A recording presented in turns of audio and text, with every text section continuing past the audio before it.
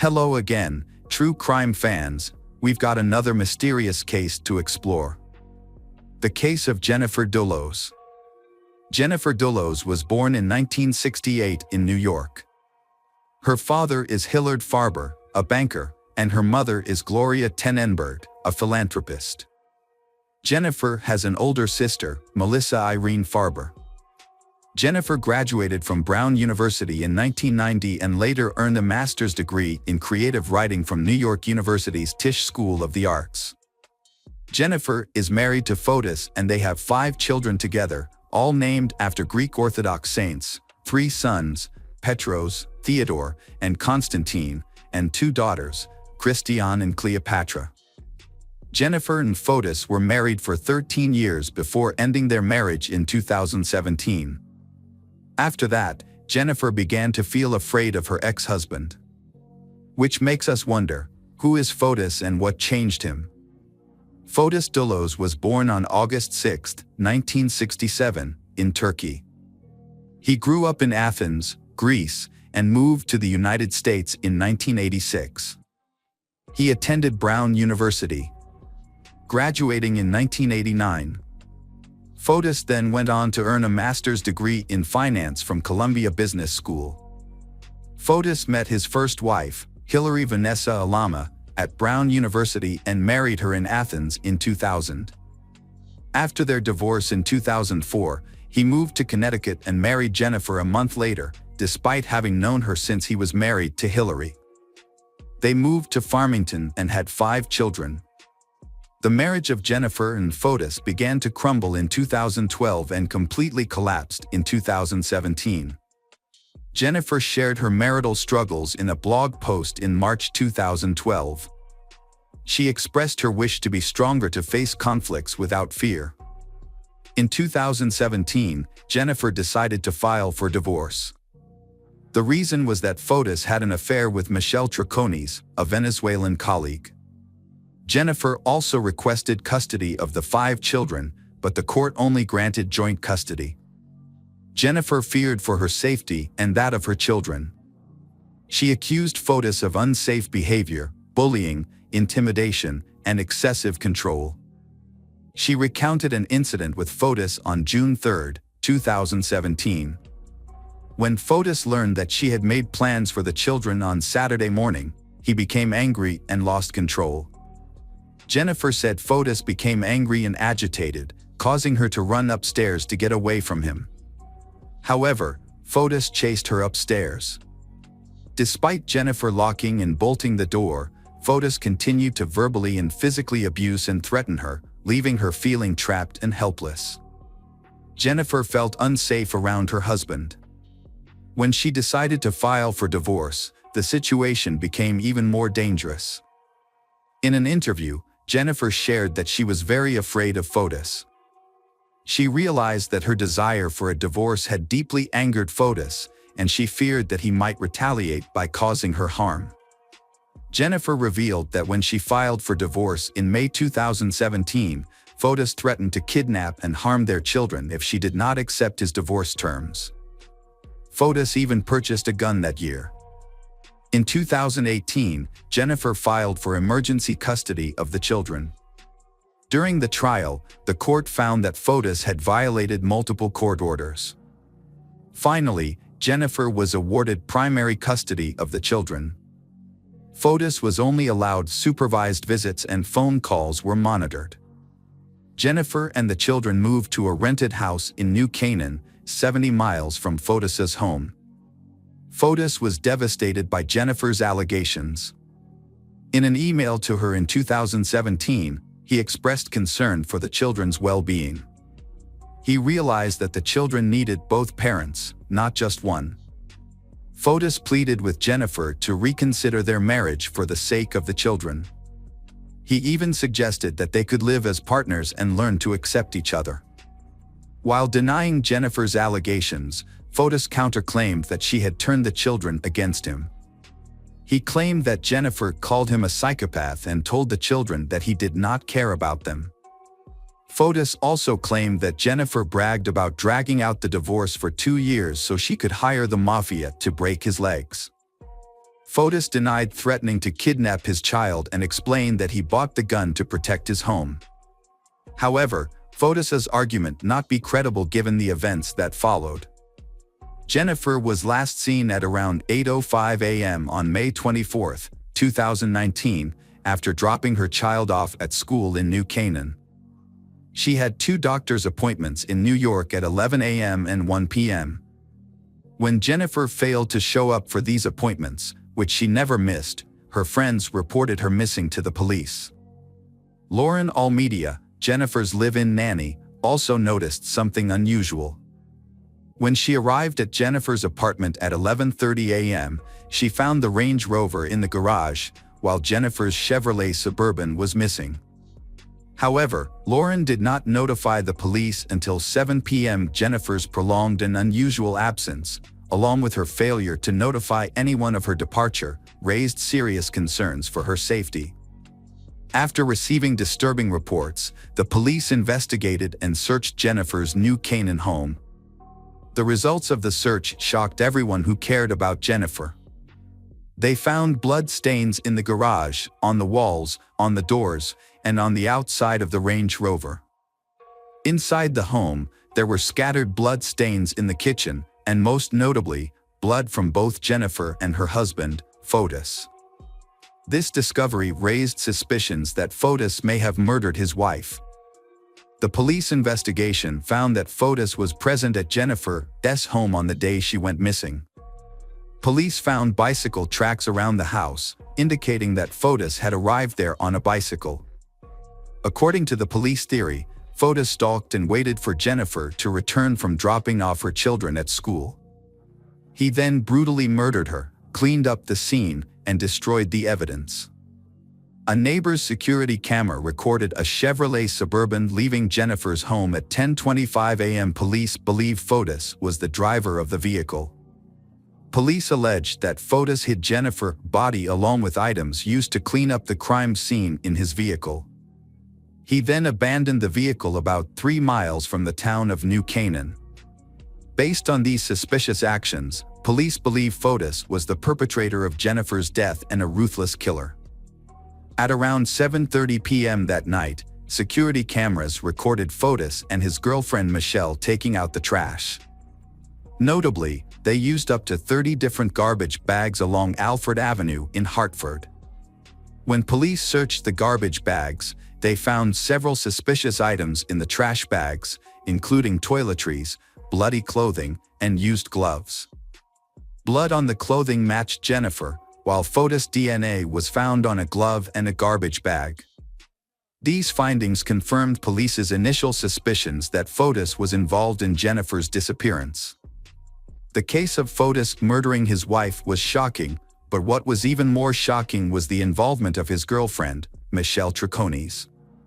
Michelle, a Venezuelan woman, had many roles in her life: mother, equestrian athlete, and former ESPN reporter in South America. However, no one expected her to become an accomplice in a murder.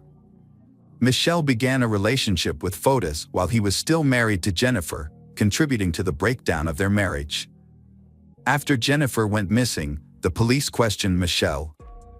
When asked about her whereabouts on the day Jennifer disappeared, Michelle said she had lunch with Fotis and then went with him to one of Fotis' properties to clean up in preparation for a meeting with a client.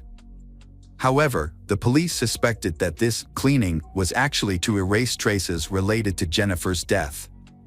On the morning of May 24, 2019, Fotis stole a Toyota Tacoma truck from an employee and drove it to New Canaan, Connecticut.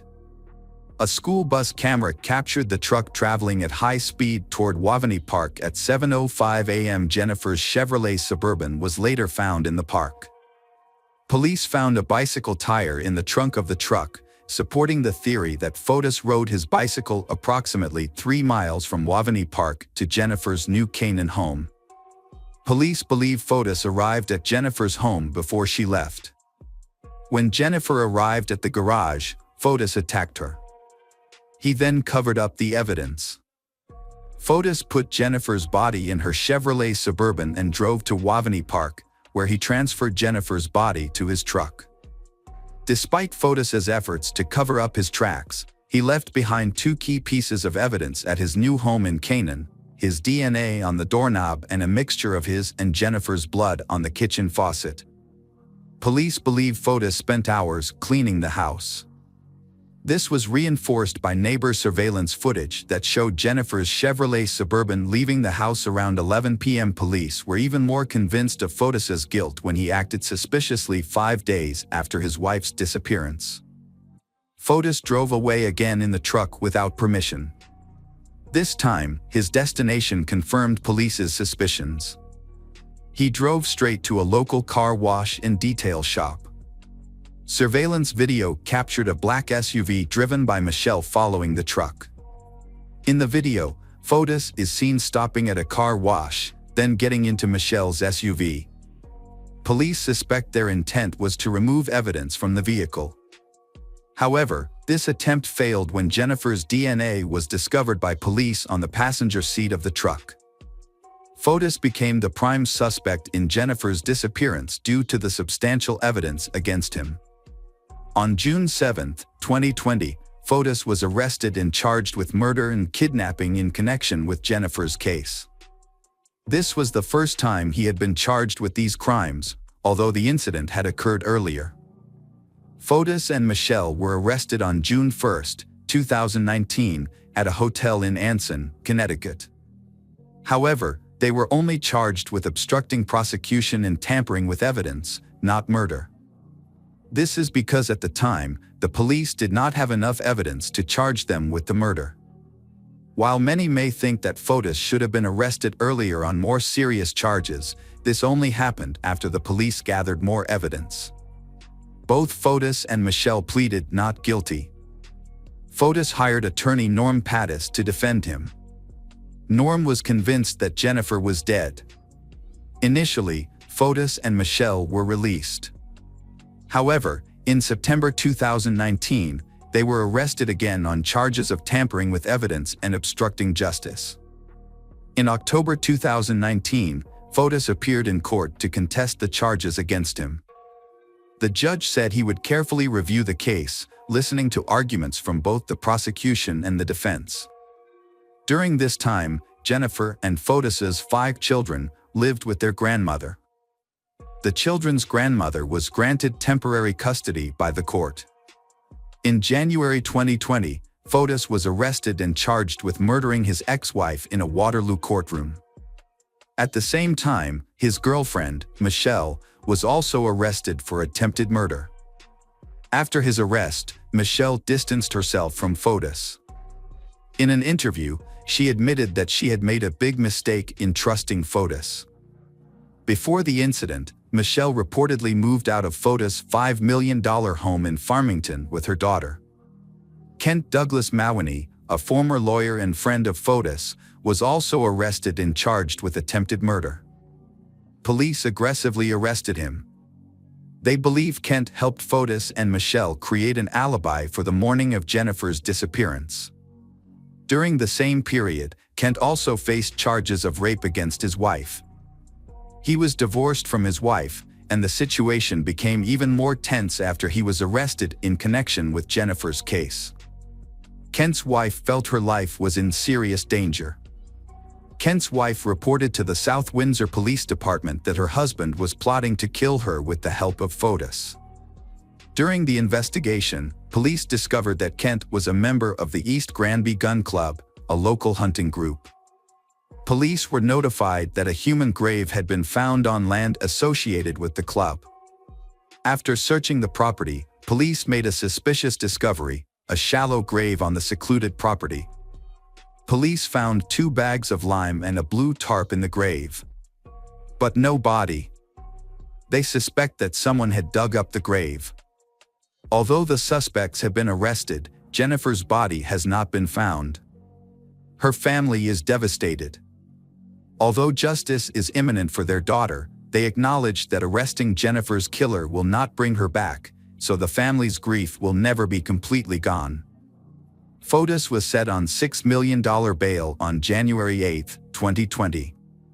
He was released the following day, but is due back in court on February 8, 2020. Michelle was also released on bail. Kent was initially set on $2 million bail, but it was later reduced to more than $200,000. He was released on bail on October 19, 2020. After Fotis's heinous acts began to be discovered, he became extremely fearful. On January 28, 2020, Fotis failed to appear at an emergency hearing, prompting the judge to issue a warrant for his arrest. When police arrived at Fotis's Farmington home to serve the warrant, they found him unconscious in his car.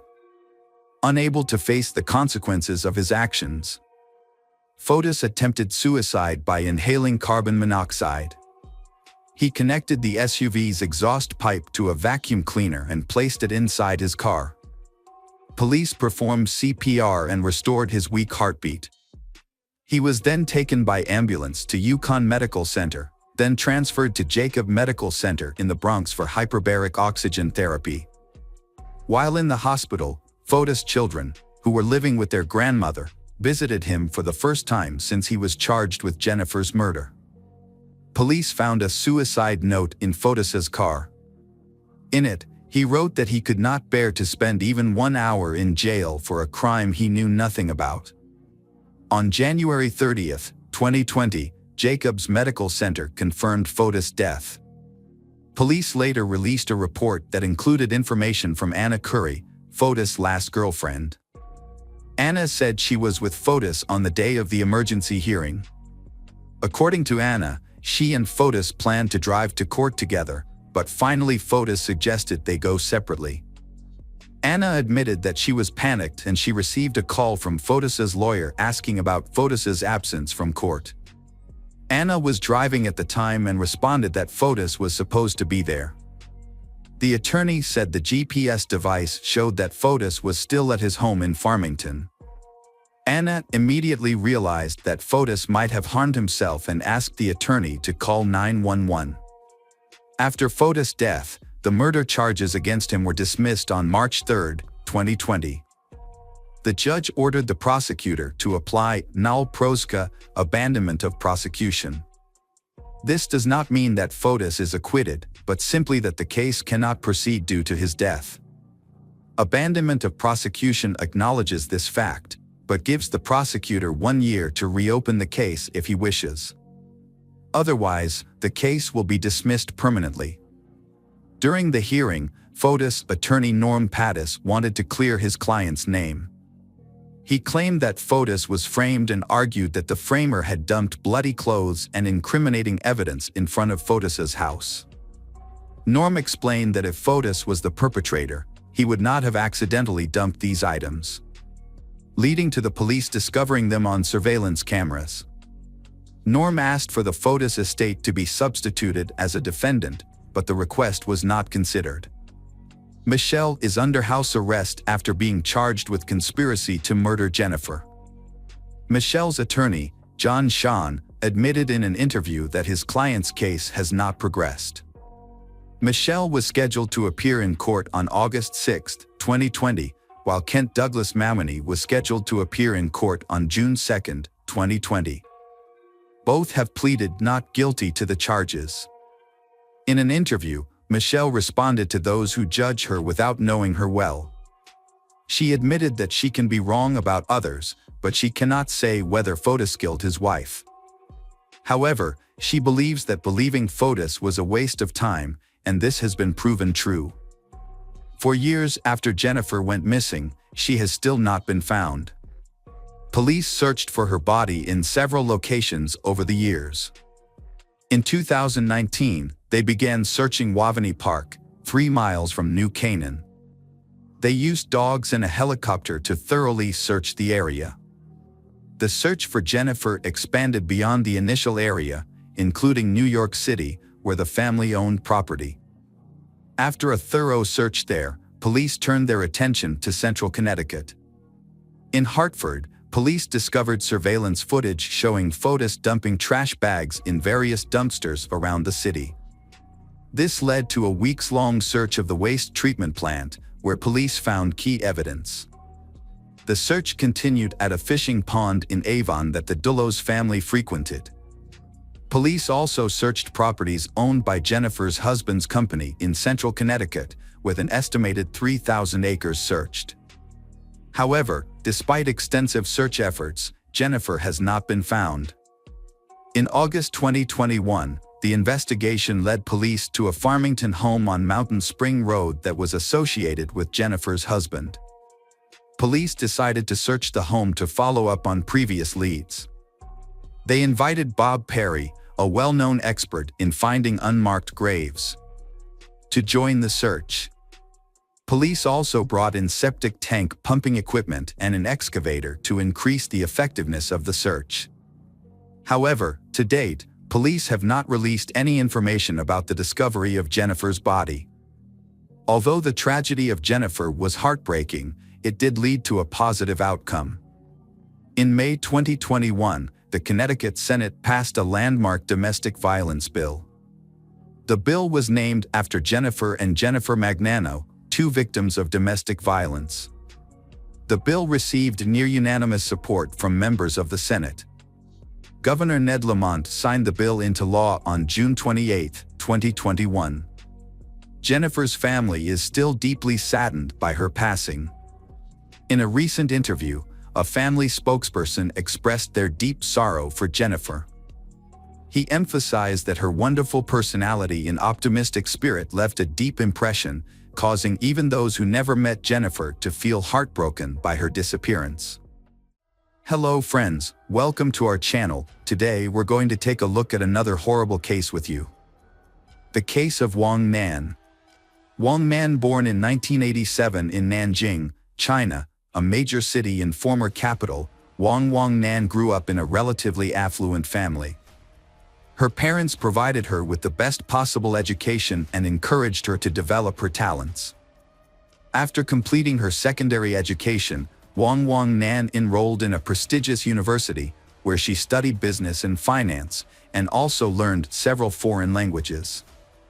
Upon graduation, she landed a job at a large travel agency, where she quickly proved herself to be a valuable, responsible, and motivated employee. Her career advanced rapidly, and she was soon sent to Thailand to head a new branch and oversee its development. Wang Nan worked as a top manager for several years before deciding to leave the agency to start her own business. She opened a Chinese restaurant in Bangkok, which she managed successfully, and it eventually grew into a small but popular chain. Wang Nan was a thriving young entrepreneur who had devoted her life to her career. With her constant business engagements, she barely had time for socializing or dating, and her loneliness became a normal part of her life. At almost 30 years old, Wang Nan was well established in Thailand, having lived there for a while and become proficient in the language. However, she strived for further improvement, taking additional courses to learn Thai at a training center. There, she met a young man named Yu Xiaodong, who initially stared at her before introducing himself in his native language. They exchanged brief conversations, and he inquired about her reason for studying the language. Wang Nan replied that it was for business purposes, and Yu Xiaodong proposed exchanging business cards to potentially meet up Sunday. Although Wang Nan was not interested in continuing the conversation, she still politely gave him her business card.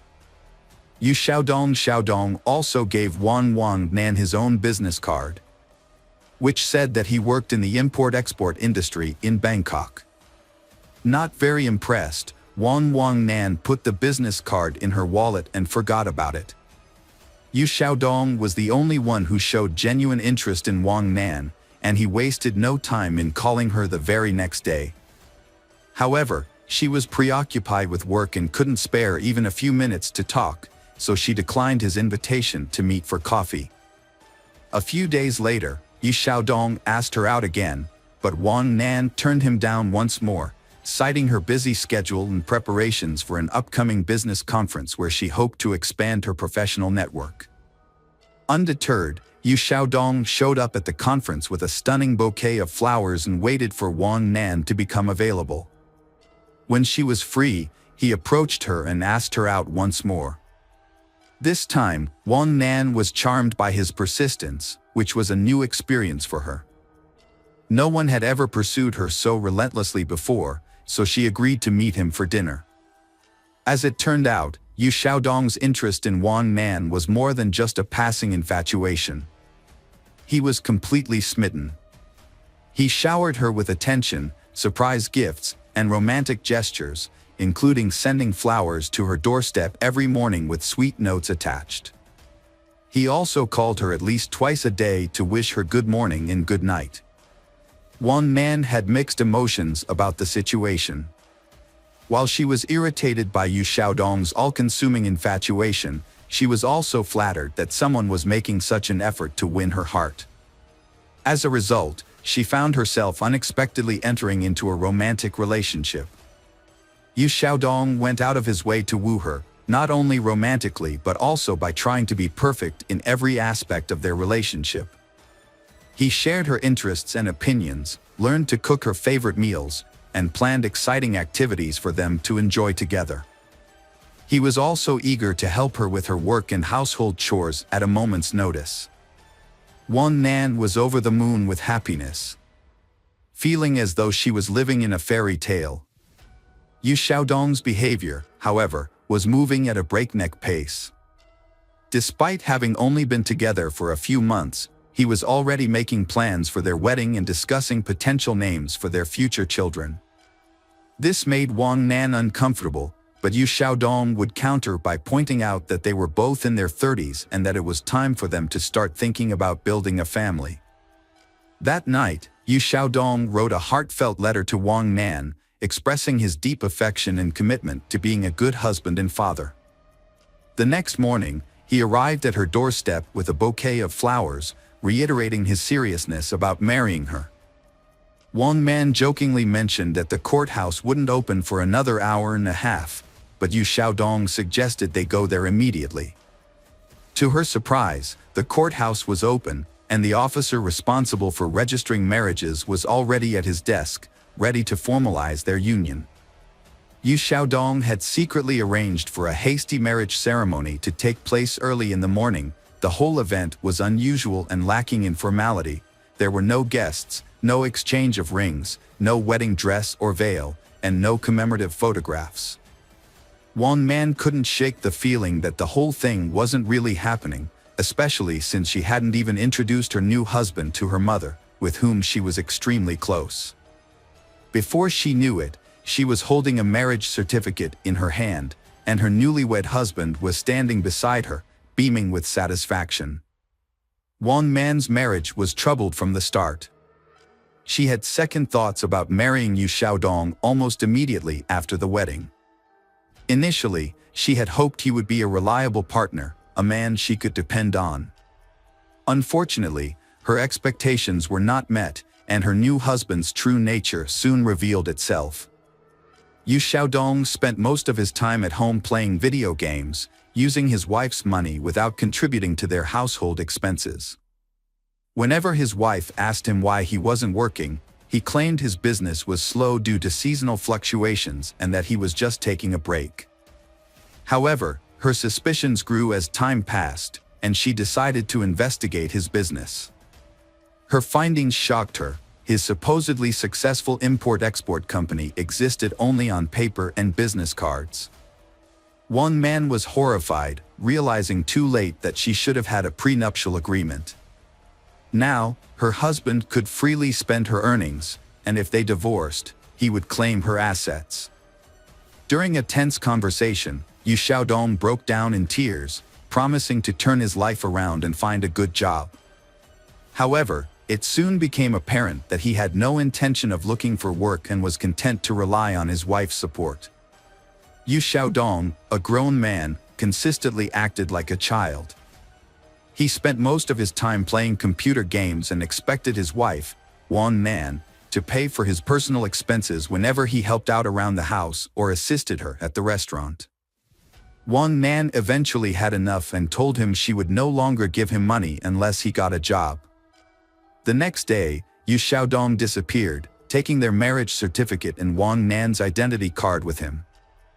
Wang Nan only discovered the missing documents that evening when her accountant called to inquire about a large transfer of funds from her account. She was shocked, as she had not authorized the transfer. However, she immediately suspected her husband's involvement. It turned out that Yu Xiaodong had transferred more than $500,000 into his own account, using the stolen documents to deceive the bank into thinking it was their joint decision to transfer their shared money. Wang Nan quickly reported the theft to the police, who tracked down Yu Xiaodong a few hours later as he attempted to withdraw some of the stolen money. Confronted by the police and his wife, Xiaodong broke down and begged for forgiveness on his knees. He confessed to losing a large sum of money through gambling, which had led to threats of death and demands to repay the debt. This was not his first brush with the law, as he had previously served an 8-year prison sentence for robbery in his home country of China. Wang Nan was consumed by shame as she learned the truth about her husband's past. Despite this, she believed that his addiction to gambling was a disease that could be overcome, and she wanted to help him recover and return to a normal life.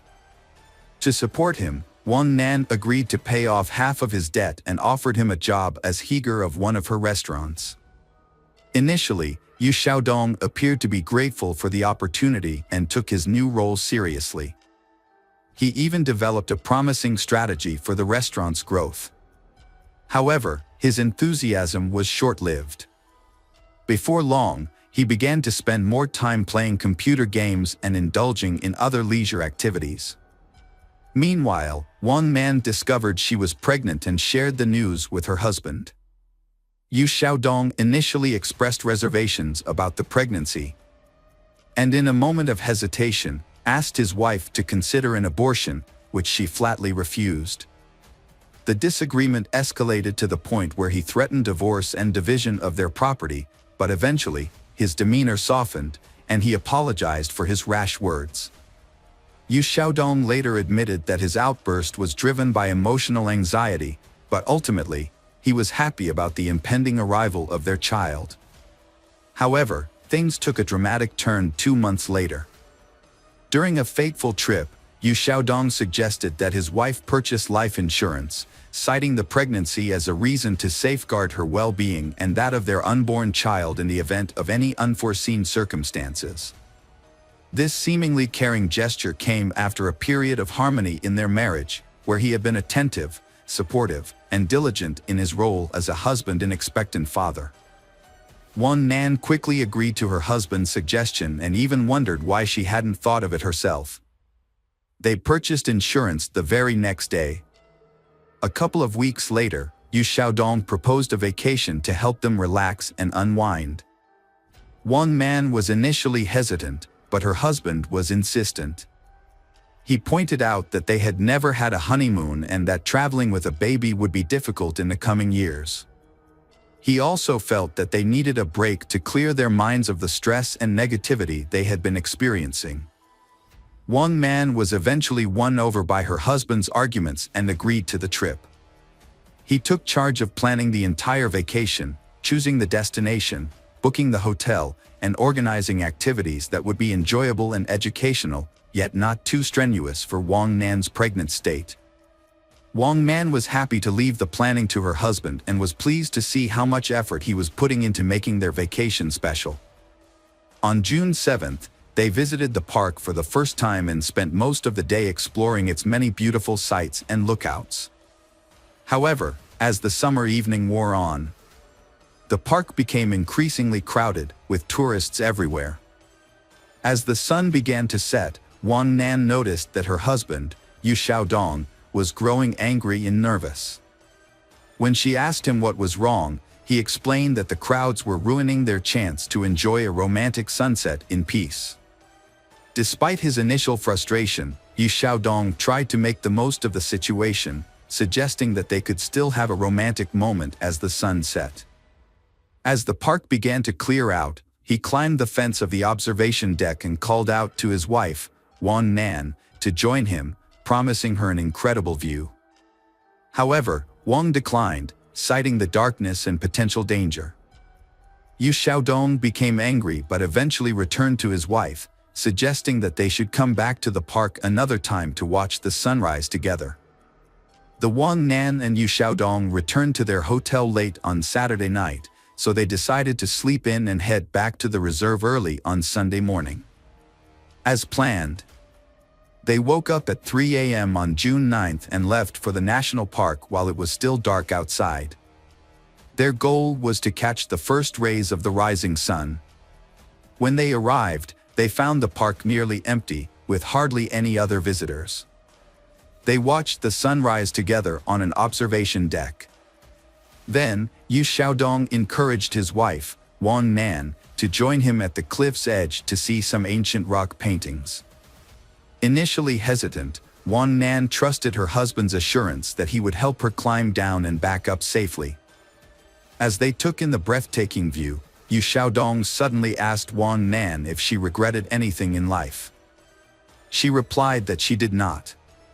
However, in a shocking turn of events, Yu Xiaodong's demeanor changed.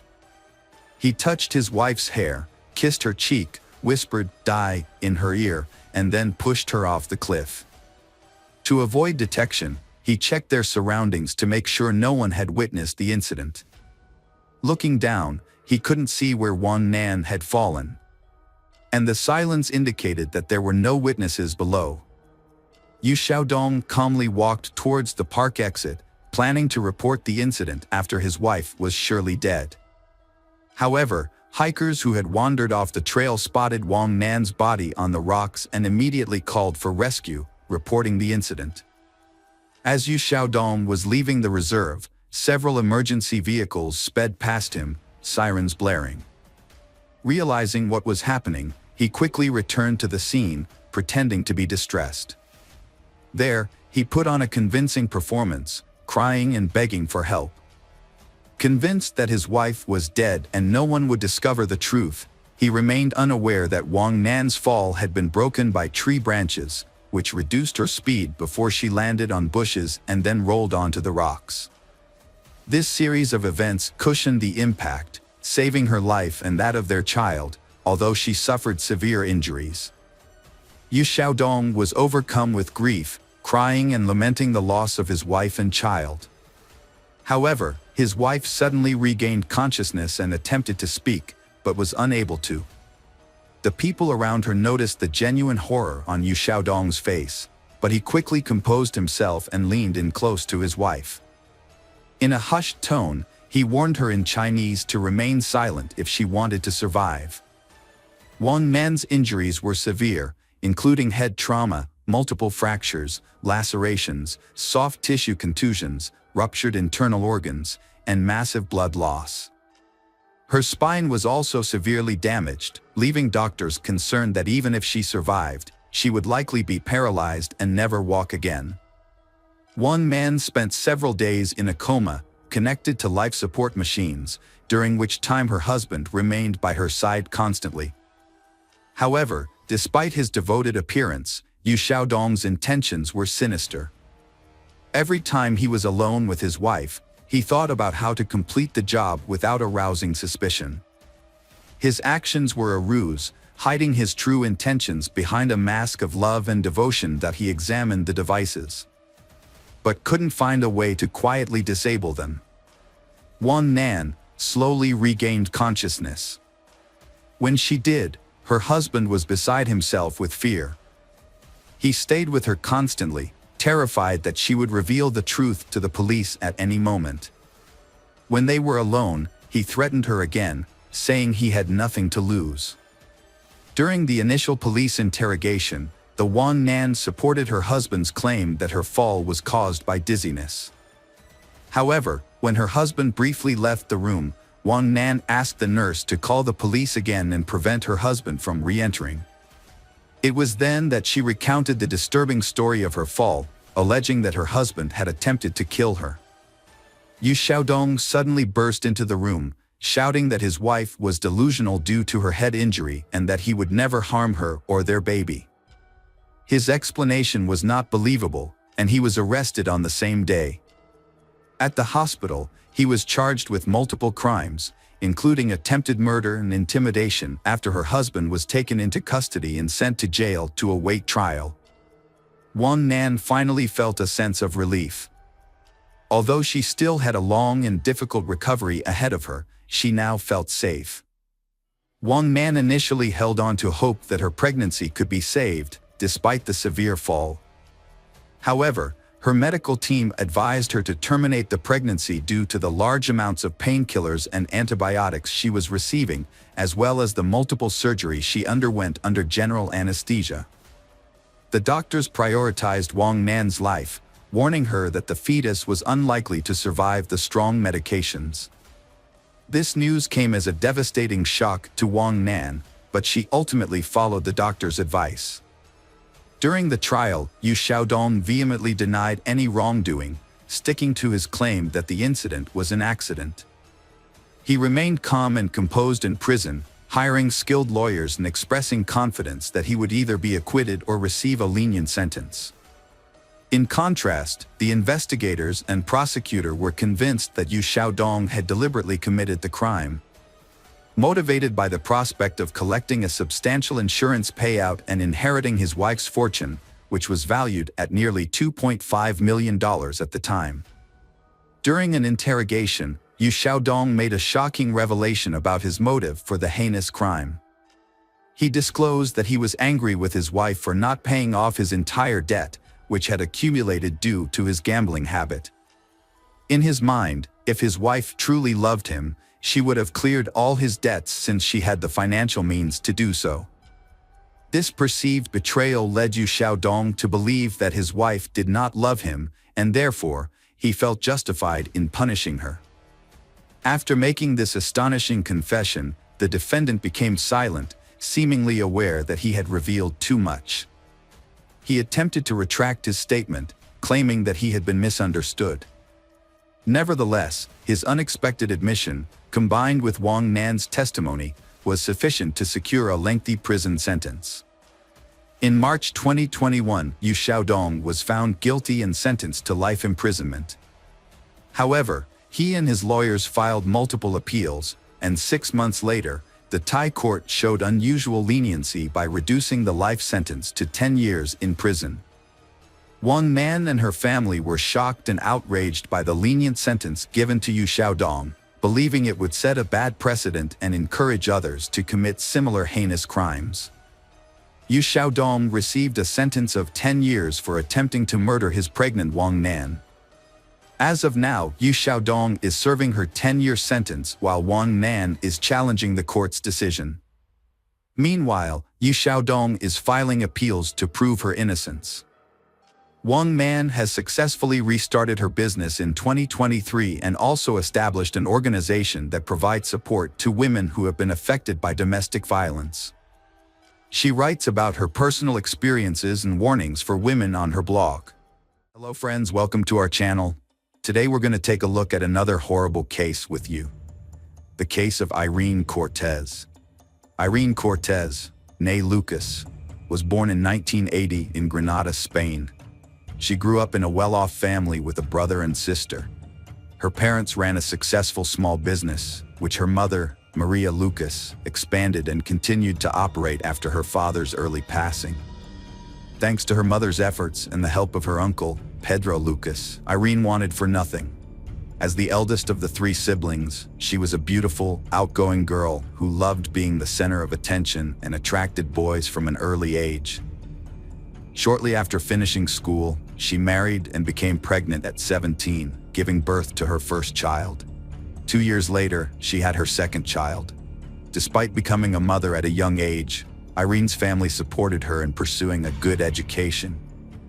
In the early 2000s, Irene relocated to the resort city of Malaga with her husband and their 2 children. There, she launched an entertainment venue that quickly gained popularity and became profitable. Initially, it was a small disco bar, but it eventually evolved into a full-fledged nightclub in Malaga. They welcomed their 3rd child, and life seemed prosperous and stable. However, tragedy struck when Irene's husband was arrested at the age of 25 and sentenced to 5 years in prison for trafficking illegal substances. Sadly, he lost his life in prison under mysterious circumstances. With her husband gone, Irene was left alone to care for their children. Drawing strength from her own mother, who had single-handedly raised 3 children, Irene was determined to persevere. Despite the challenges, she successfully managed her business, earning a good income, and had ambitious plans for the future. Ferd Saras, born in 1976 in Baronia, Colombia, grew up in a large, impoverished family as the youngest of his siblings. After his parents separated in the early 1990s, he stayed with his mother while his older siblings became independent. In 2001, at the age of 25, Ferd and his elderly mother moved to Spain in search of a better life, settling in Malaga, where he took on any job to support them. In 2005, Ferd began working as a waiter at a nightclub owned by Irene. She quickly noticed his hard work and reliability and was also drawn to him. Ferd, in turn, did his best to impress her. At the time, Irene's husband was in prison, and she intended to file for divorce once he was released, but he died unexpectedly before she could do so. Irene and Ferd's employer-employee relationship soon evolved into romance. Despite Irene having 3 children from previous relationships, and Ferd's humble background as a waiter who received a salary from her, their relationship blossomed. Within months of starting their relationship, they made the decision to cohabit. They moved into Irene's spacious apartment, and shortly after, Irene became pregnant with Ferd's child. They went on to have 2 children together. Although it is unclear whether they formally got married, Irene retained her first husband's surname, whereas the children she had with Ferd took on the Saras surname. Irene's past repeated itself in 2009 when her husband Ferd was arrested for distributing illegal substances and imprisoned. Just like her first husband, Ferd's imprisonment left Irene alone to care for their 5 children. Although he was sentenced to 3 years, Ferd served only 1.5 years due to good behavior and cooperation with the authorities. During Ferd's imprisonment, Irene found comfort in the arms of another man and lived with him for 1.5 years. However, upon his release, Ferd discovered Irene's infidelity and was understandably furious. He threatened Irene and her lover, even coming close to attacking the man, but narrowly avoided further legal trouble. Ultimately, the situation was resolved peacefully. Ferd chose to forgive Irene for the sake of their children, and they resumed their life together, as if the imprisonment and infidelity had never occurred. Irene's family members had always harbored doubts about Ferd. Her mother and uncle disapproved of their relationship, suspecting that Ferd was only interested in Irene's wealth. Additionally, Irene's older children from her previous marriage never accepted Ferd, whereas the youngest, whom Ferd had raised since the age of 2, saw him as a father figure. In early 2011, Irene's husband Ferd told her he needed to visit his homeland of Colombia because his father was severely ill. Ferd's estranged father had been diagnosed with advanced cancer, and his sister in Barranquilla had informed him of the situation. Irene, who had always wanted to visit Colombia, decided to accompany him. She was eager to meet Ferd's father, whom she had never met, and experience the famous Barranquilla Carnival, which usually takes place in late February.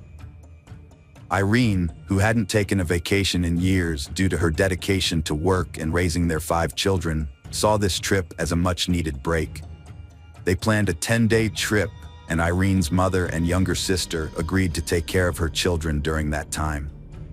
Despite her mother Maria Lucas's attempts to dissuade her from the journey due to a bad premonition, Irene ignored her concerns.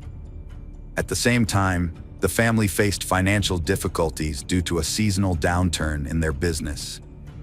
Although Irene had €3,000 in cash saved at home, she discovered that the money had mysteriously disappeared on the eve of their trip, almost canceling their plans. Irene quickly borrowed the necessary funds from her uncle and close friends, booked their flight tickets, and reserved a hotel in the city center, thoroughly preparing for a journey that would tragically be her last. On February 27, 2011, Irene and her partner Ferd arrived in Colombia after an uneventful flight and checked into their hotel. Irene called her mother to reassure her that they had arrived safely. However, 2 days later, Ferd informed Irene's 14-year-old son that his mother had died.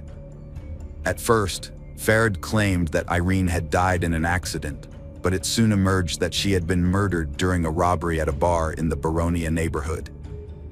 The case quickly gained widespread media attention in Colombia, with reports suggesting that Irene, a Spanish tourist, had been killed by robbers who had fled the scene, prompting a massive police manhunt.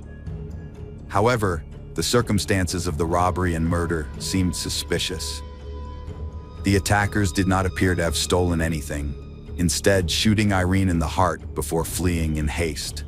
Despite witnessing the shooting, Ferd appeared calm during an interview with journalists, which did not match the image of a grieving widower. The Spanish embassy in Bogotá confirmed Irene's murder and announced that her remains would be repatriated after the necessary investigations. The exact events of the night of March 2nd remain unclear, and authorities are currently pursuing the attackers responsible for the senseless crime. Surveillance footage provided crucial clues in the mysterious death of Irene Cortez. The footage, captured by cameras at the scene of the crime, shed light on the events of March 1st. That evening, Irene and her partner Ferd Garris had made plans to meet Ferd's brother, his sister, and their spouses. The group of 6 friends spent the day at the carnival, took a stroll around town, and then headed to a local bar for dinner and entertainment, following Farid's suggestion. By 1 a.m., Irene, Ferd, and his relatives were the only customers remaining at the bar. At around 2 a.m., 2 young men, who looked out of place, sat down away from the group. They didn't order anything and seemed uncomfortable, which caught the attention of the bar manager due to their suspicious behavior. Additionally, their youthful appearance prompted the manager to check if they were of legal age to be in the bar. When asked for their IDs, the young men refused to comply, and when told to leave, one of them pulled out a gun, aiming it at the manager. The other man produced a knife, but quickly moved out of the camera's view.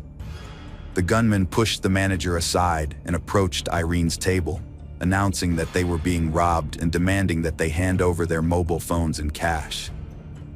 The man with the knife reappeared, presumably to collect the valuables, while the gunman continued to threaten the group. However, he didn't get a chance to act. Faced with the gunman, Irene was ordered to stand up so that Ferd could be searched. As Irene reached for her purse, the assailant suddenly lunged at her with the hand holding the gun. A shot was fired, striking Irene directly in the chest, causing her to collapse to the floor. The assailants then fled the scene without taking any valuables. Ferd and his brother chased after the robbers, while his sister tried to stop Irene's bleeding, and his brother's wife called the emergency services. Unfortunately, the culprits escaped. The men returned to the bar, trying to aid Irene, but it was too late. The emergency responders arrived quickly, but Irene died on the way to the hospital, leaving behind a baffling case and a grieving family. A massive manhunt was launched to catch the perpetrators, followed by their arrest and trial for the robbery and murder that took Irene Cortez's life. With the city full of tourists for the carnival, law enforcement utilized all available resources to ensure their safety. The next day, the authorities apprehended the primary suspect, Brian Dario, who was identified as the gunman. Shortly after, Dario implicated his partner in crime, Juan Carlos. The 18-year-old Juan Carlos subsequently surrendered to the police, hoping to receive a more lenient sentence. During the interrogation, Dario claimed that financial difficulties, debts, and a sick child in need of expensive medical treatment drove him to commit the crime, a claim later supported by his relatives. He maintained that Irene's shooting was accidental, occurring when he tried to snatch her purse. Juan Carlos claimed he was an unknowing participant in the crime, saying that Brian had not shared his plans with him. According to Juan Carlos, Brian only asked him to provide backup in a job where he would carry a small knife purely for intimidation purposes, not to cause harm. He also claimed that once he realized Brian's true intentions, he left the scene. However, the surveillance footage told a different story, clearly showing Juan Carlos returning to Brian after he initially left. With both Juan Carlos and Brian in police custody and having confessed to the crime, it seemed like the case was closed, and they would soon be facing prison sentences. Dario was sentenced to 23 years in prison for robbery and homicide, while Carlos got 17 years. However, new evidence pointed to Faird's involvement, including his wife's family accusing him of masterminding her murder. A private investigator found that Faird had access to missing €3,000, which may have been used to pay Dario. Faird also lied about his father's cancer to justify a trip to Colombia, and suspiciously suggested visiting the crime scene, staying late into the night.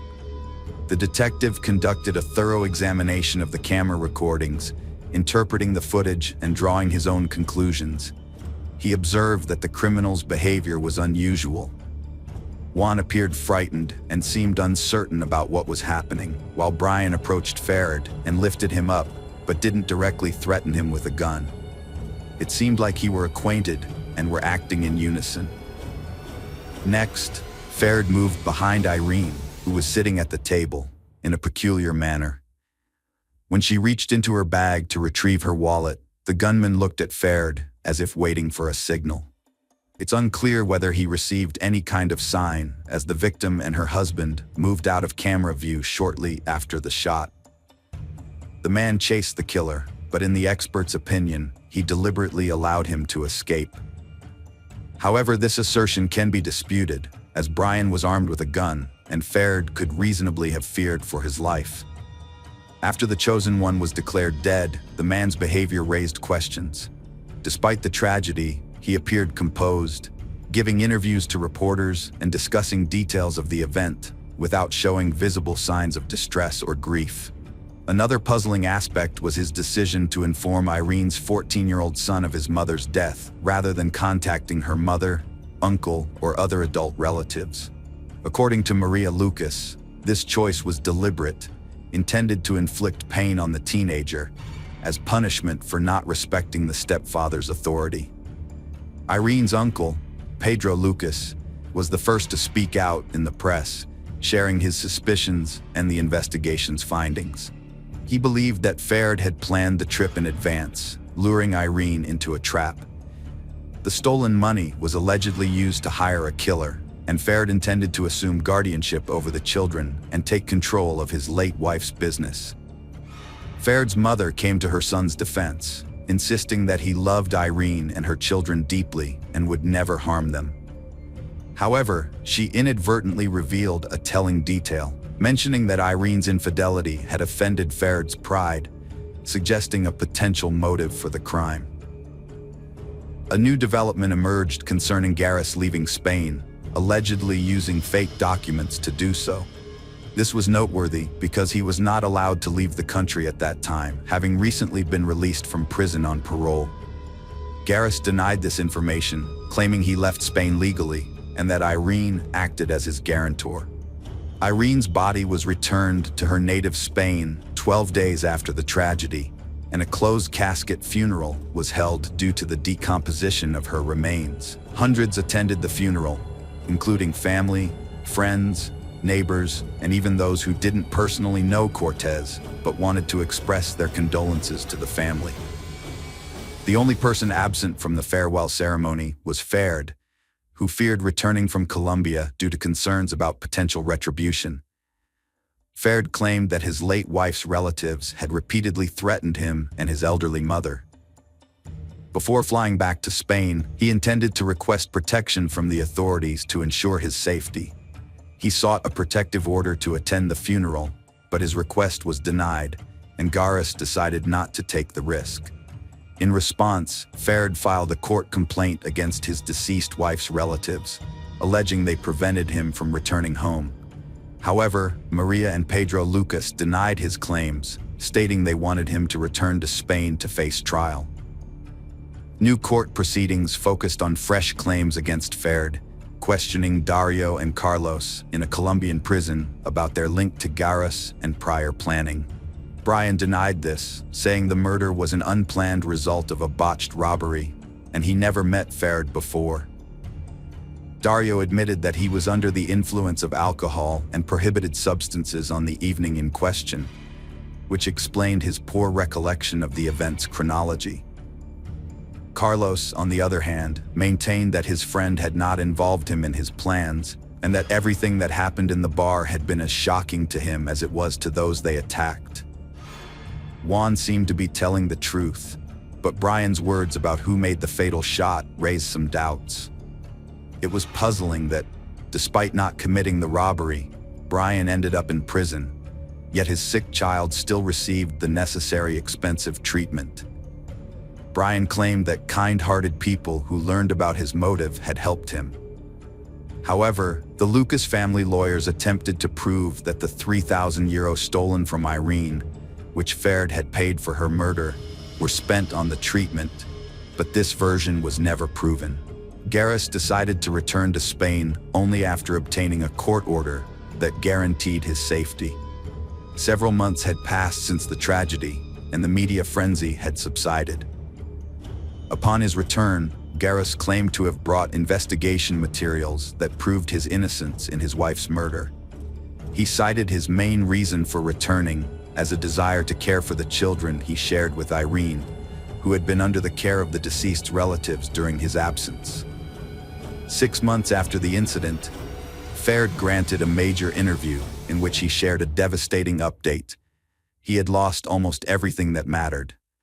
He was unemployed, his passport had been revoked, and as a result, he was stuck in the country with no way to leave. To make matters worse, his friends had abandoned him, and his late wife's mother and uncle had forbidden him from seeing his own children. Ferd repeatedly clashed with Maria and Pedro Lucas in court, alleging that they had threatened him. Meanwhile, they tried to prove that he was involved in Irene's murder. Despite their efforts, neither party could provide sufficient evidence to support their claims. In the end, the grandmother and uncle retained custody of the children, and Ferd was unable to inherit any of his late wife's assets. Hello friends, welcome to our channel. Today we're going to take a look at another horrible case with you. The case of Ivonne Baldelli. Ivonne Baldelli was born on June 30, 1969, in a small town in Southern California. She was the youngest of 3 children born to Marjorie and James Fold, with 2 older siblings, Michael and Michelle. Ivonne was especially close to her sister Michelle from a young age. Tragedy struck when Ivonne was 13, with the loss of her mother after a long illness. Her father James remarried a year later to Lillian, who turned out to be a kind and caring stepmother. Ivonne and her siblings developed a wonderful relationship with Lillian, who treated them as her own. Ivonne pursued a good education and experimented with various career paths, but her true passion lay in fashion design. She dreamed of turning her hobby into a successful business. However, her personal life was marked by misfortune. She had 2 failed marriages, the last one ending in divorce from Kevin Baldelli in 2007. Adding to her woes, Ivonne underwent surgery in her youth, which was followed by complications that left her unable to have children. After her second divorce, Ivonne lived a solitary life in her small apartment, where her only constant companion was her beloved dog, whom she lovingly referred to as her child. Despite her challenges, Ivonne remained close to her family, calling her father and sister daily and making it a point to visit them at least once a month. In 2009, as Ivonne was approaching her 40th birthday, she met Brian Brimmager, a married Marine with a young son.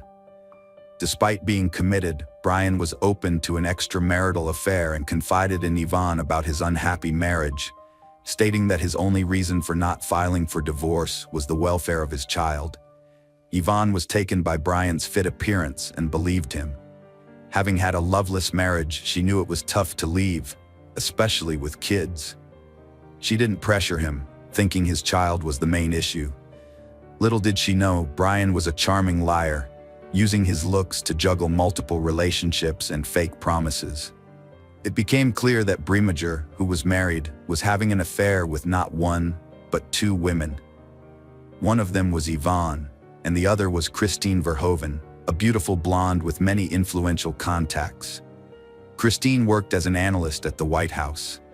When Yvonne found out that her lover, Brian, was cheating on his wife with another woman, she decided to take action. Gathering her courage, she called Brian's wife to inform her that her husband was having an affair, not only with her, but also with another woman. This shocking news sparked a major scandal, forcing Brian to make a difficult decision. In the end, he chose Yvonne, although it's possible that she influenced his decision. A few months later, Brian officially divorced his wife and moved in with Yvonne. At the time, he was still serving in the Marines, but he had been thinking about ending his military career for a while. They seemed genuinely happy, but Yvonne's family remained skeptical of her new partner, questioning the sincerity of his feelings for her. In the summer of 2011, Brian started talking about making drastic changes to his life, including leaving the Marines, moving away from the city, and settling down on a tropical island. Yvonne shared his vision, supported him in everything, and was ready to follow him wherever he chose to go. She believed she had found the love of her life and adored him. By September, Yvonne decided to move to Panama's Carino Island, a tropical haven. Her dream was to open a boutique, creating custom outfits for tourists. In early September, Yvonne, Brian, and her dog flew to Panama, then took a ferry to Carino Island, renting an oceanfront house. The island's hot and humid climate attracted tourists, especially divers and surfers, year-round. Brian, a skilled guitar player since his teenage years, brought his instrument to the island with the intention of launching a music career, performing at various entertainment venues. Soon after settling in, he established connections with several local bar owners, and one of them offered him a gig. He would play in the evenings, entertaining the crowd, and as a token of appreciation, the audience would often buy him drinks, leading to a habit of heavy daily drinking. Yvonne's business, on the other hand, struggled to take off, with sluggish sales and meager profits. However, she persevered and found work at one of the bars. She also adopted a second dog, which she found on the island, and decided to keep.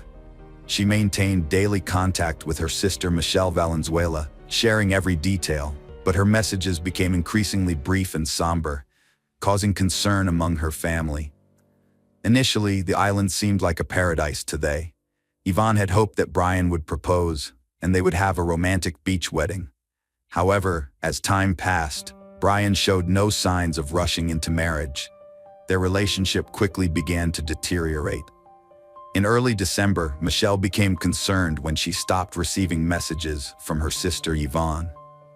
Then, on December 14, 2011, Michelle received an unexpected call from Yvonne's boyfriend Brian. He asked when he could come by to pick up his SUV, which he had left in Michelle's garage before he and Yvonne had traveled to Panama. This call surprised Michelle because it meant Brian had returned to the US. But where was Yvonne? Why hadn't she come back or even reached out? Brian told Michelle that he had explained everything in an email he had sent a few days earlier. He also claimed that Yvonne had sent Michelle a message explaining the situation. Michelle checked her messages but found nothing. So, she turned to her email and discovered two unread messages, one from her sister Yvonne and one from Brian. Brian claimed in his message that Yvonne had left him for a new lover and moved to Costa Rica. However, a message supposedly from Yvonne stated that she had left him after discovering his infidelity and that another woman, Christine Verhoeven, had given birth to his child. This message also claimed that Yvonne had met someone new and gone to Costa Rica with him. It seemed believable at first, especially since Yvonne was unable to have children, and news of her partner's infidelity could have been devastating. However, Yvonne was not one to act impulsively, and it was unusual that she hadn't contacted her sister to discuss her situation. The tone of the message from Yvonne also raised suspicions as it didn't sound like her previous communications. Michelle suggested filing a missing persons report for Yvonne, but Brian was hesitant, claiming she was fine and capable of taking care of herself. He insisted she would come home on her own, but his nervousness and quick departure after picking up his vehicle raised suspicions. Shortly after, a message from Yvonne's phone arrived, stating she would return home in January for their father's birthday. This brought Michelle some relief, and she decided to wait, hoping Yvonne would come back as planned. By mid-January, Yvonne remained missing and hadn't reached out. Meanwhile, Michelle was stunned to learn that Brian had unexpectedly married Christine Verhoeven shortly before the new year began. What made this even more surprising was that he had only parted ways with his previous girlfriend a few weeks earlier. Michelle's concern for her sister's safety prompted her to report Yvonne missing to the police, as she suspected Yvonne hadn't actually gone to Costa Rica. An official inquiry to Panama confirmed her fears, verifying that Yvonne Baldelli had not left the country. Michelle's cousin, a programmer, helped trace the IP address of the emails supposedly sent by Yvonne from Costa Rica in December. The investigation revealed that the emails were actually sent from Dana Point, California, where Brian was located. The same IP address was used for an email sent by Brian himself. As the situation grew increasingly alarming, Michelle quickly informed the police of her discovery. Valenzuela then reached out to the FBI and the State Department, sharing her suspicions that Brian had harmed her sister in Panama, and continued to send messages from her phone and email, impersonating her for about a month. Although there wasn't enough concrete evidence to arrest Brian at the time, law enforcement interviewed him and continued gathering proof of his guilt.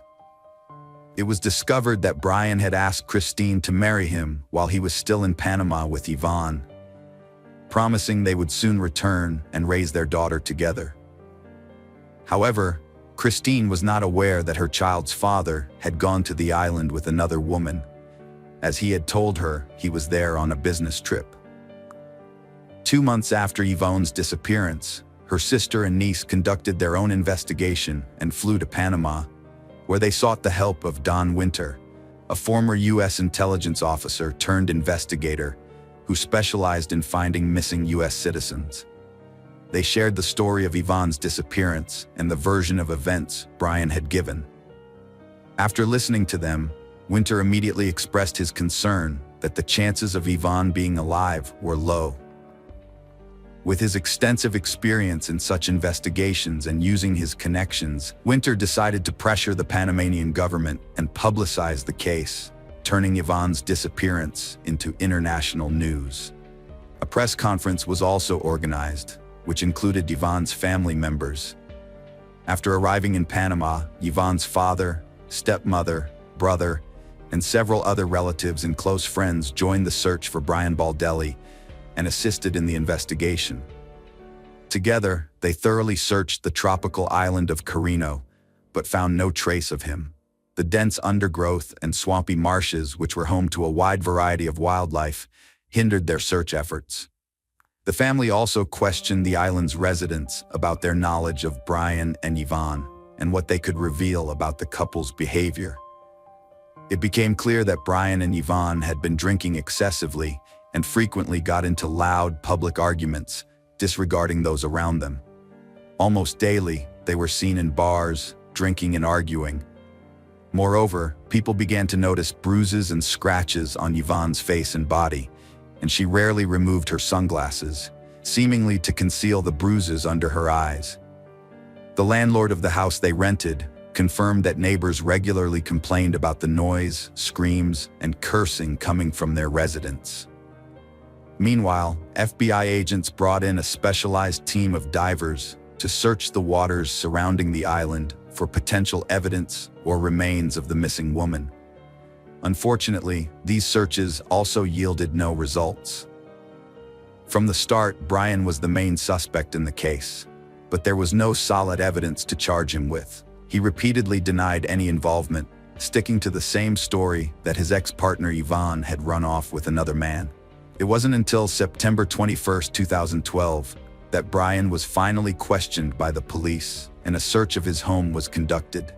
At that time, his wife Christine was at work and Brian was unemployed, staying at home to take care of their child and enjoying his favorite hobby, playing golf.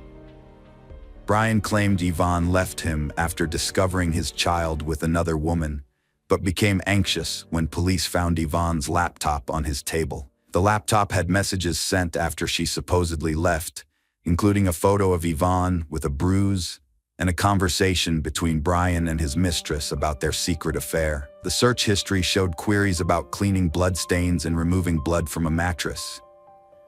These pieces of evidence were significant but circumstantial, as neither Aon's body nor a mattress with blood stains was found. The fact that Brian had been sending messages pretending to be Aon didn't definitively prove his guilt. However, a discovery by Don Winter shed more light on the case. Before leaving Panama, Brimminger had sold a machete he owned to a buyer online. During their conversation, he jokingly said he had used the weapon once to finish off a stripper. Although the machete was seized for examination, it didn't initially yield any conclusive evidence. The long-awaited arrest was still pending. Meanwhile, the police had overlooked a crucial detail: Yvonne's bank card, which Brian used after her disappearance to make it seem like she was still alive. Before returning to the US, Brian went to Costa Rica and used the missing woman's card a few times, creating the illusion that she had fled there. He paid for his tickets in cash and withdrew money from different locations in San Jose, eventually draining the card before discarding it. However, Brian didn't realize that he was caught on surveillance cameras at the ATMs. In July 2013, a year and a half after the woman vanished, her relatives, armed with evidence collected by the police, FBI agents, and Don Winter, finally succeeded in getting Brian arrested. At first, he was held on charges of lying and obstructing the investigation, as there wasn't enough evidence to charge him with anything more serious at that time. By then, Christine had given birth to a second son just a week before his arrest, making Brian a father for the second time. The authorities tried to have an open conversation with the suspect, offering him the opportunity to admit to the crime and reveal the location of Yvonne's body. However, Brian consistently denied any involvement. His lawyer also claimed that since there was no body or direct evidence linking Brian to Yvonne's disappearance, there was no proof of his guilt. In the swamp on the island of Quinero, a worker stumbled upon a gruesome discovery just 2 months after Brian's arrest. While taking a shortcut through the underbrush, the worker spotted an army backpack partially submerged in the water. Curious about what might be inside, the worker opened the bag, only to be met with horror at the sight of a human skull. The worker immediately notified the police, who responded and took the backpack into custody for further examination. Inside, they found fragments of a human body, as well as the remains of 2 small dogs. The remains had been deliberately dismembered, placed in the bag, and discarded in a remote area, likely intended to never be found. DNA testing later confirmed that the human remains belonged to Yvonne. However, many of her limbs were missing. Further examination by pathologists revealed that Yvonne had suffered a brutal beating before her death, including a broken nose, cheekbone, and several missing teeth.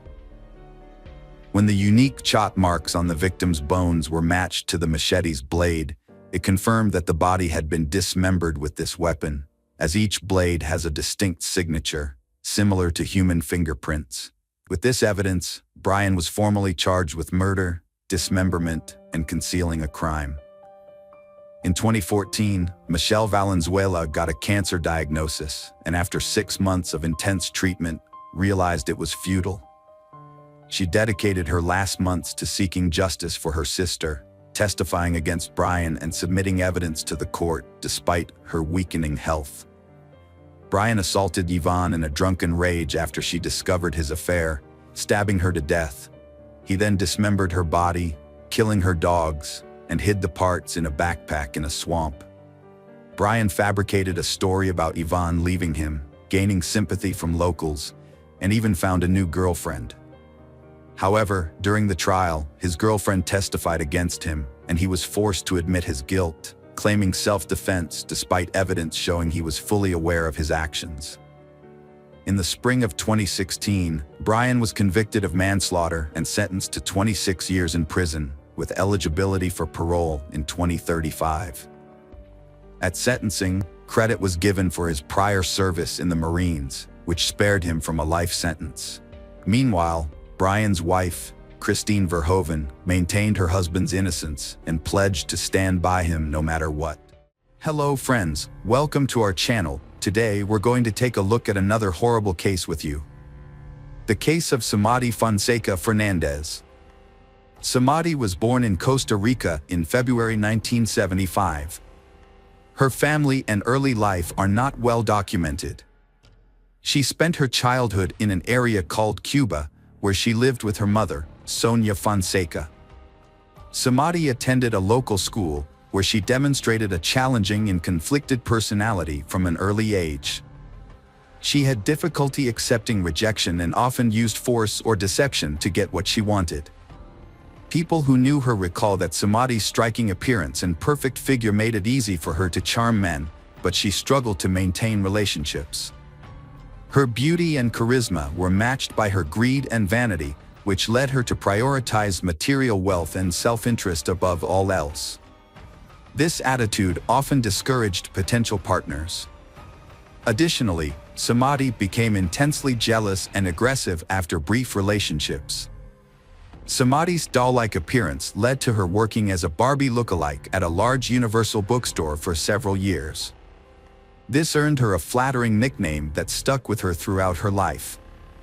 After high school, Samadi had in love with a successful local TV journalist named Osvaldo Fernando Ballery, who was 16 years her senior. Samadi had a long and serious relationship with Osvaldo, with whom she had 2 children, Christopher and Christina. However, due to constant scandals and jealousy, they separated in 2012. After Osvaldo's sudden death, it was discovered that he had not included Samadi in his will. Samadi took matters into her own hands and seized Osvaldo's house, changing the locks to prevent his relatives and heirs from entering. She also took some valuable items that belonged to Osvaldo. His family members were outraged and went to court to accuse Samadi of theft.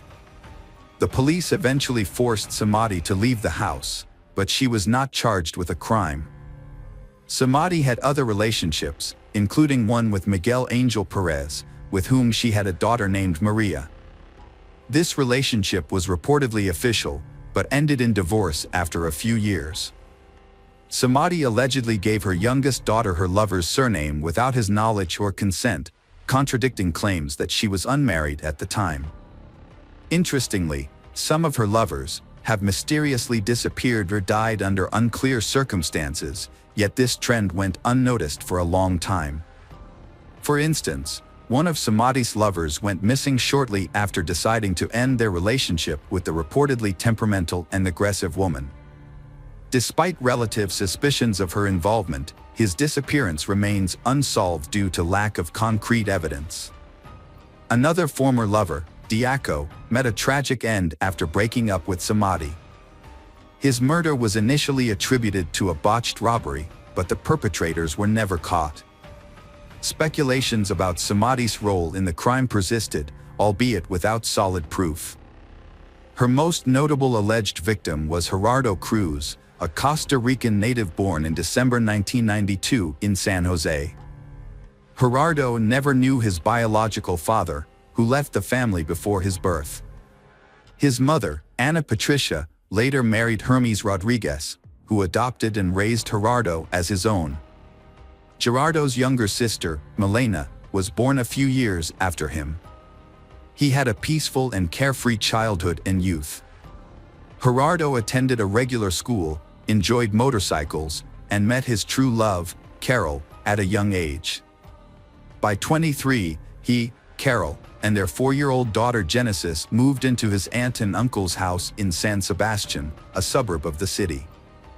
Gerardo took a job at a local bakery to support his family. They were happy, especially with the news of a second child on the way. In the summer of 2015, Gerardo met Samadi, a 40-year-old woman who regularly visited the bakery. She was attractive, fashionably dressed, and flirtatious. As Samadhi aged, she began to have relationships with younger men, likely flattered by their attention. Despite their nearly 20-year age difference, Gerardo became infatuated with Samadhi and started secretly meeting with her. She visited the bakery almost daily, catching the attention of other employees. Samadhi often brought her 19-year-old daughter, Christina, to the bakery. Initially, Gerardo balanced his family life and secret meetings with Samadhi without either woman knowing about the other. However, Gerardo soon let his guard down, boasting to friends and colleagues about his relationship with Samadhi, describing her as a terrific mistress who spoiled him with gifts. Rumors about Gerardo's affair soon reached his mother, who attempted to persuade him to end the relationship.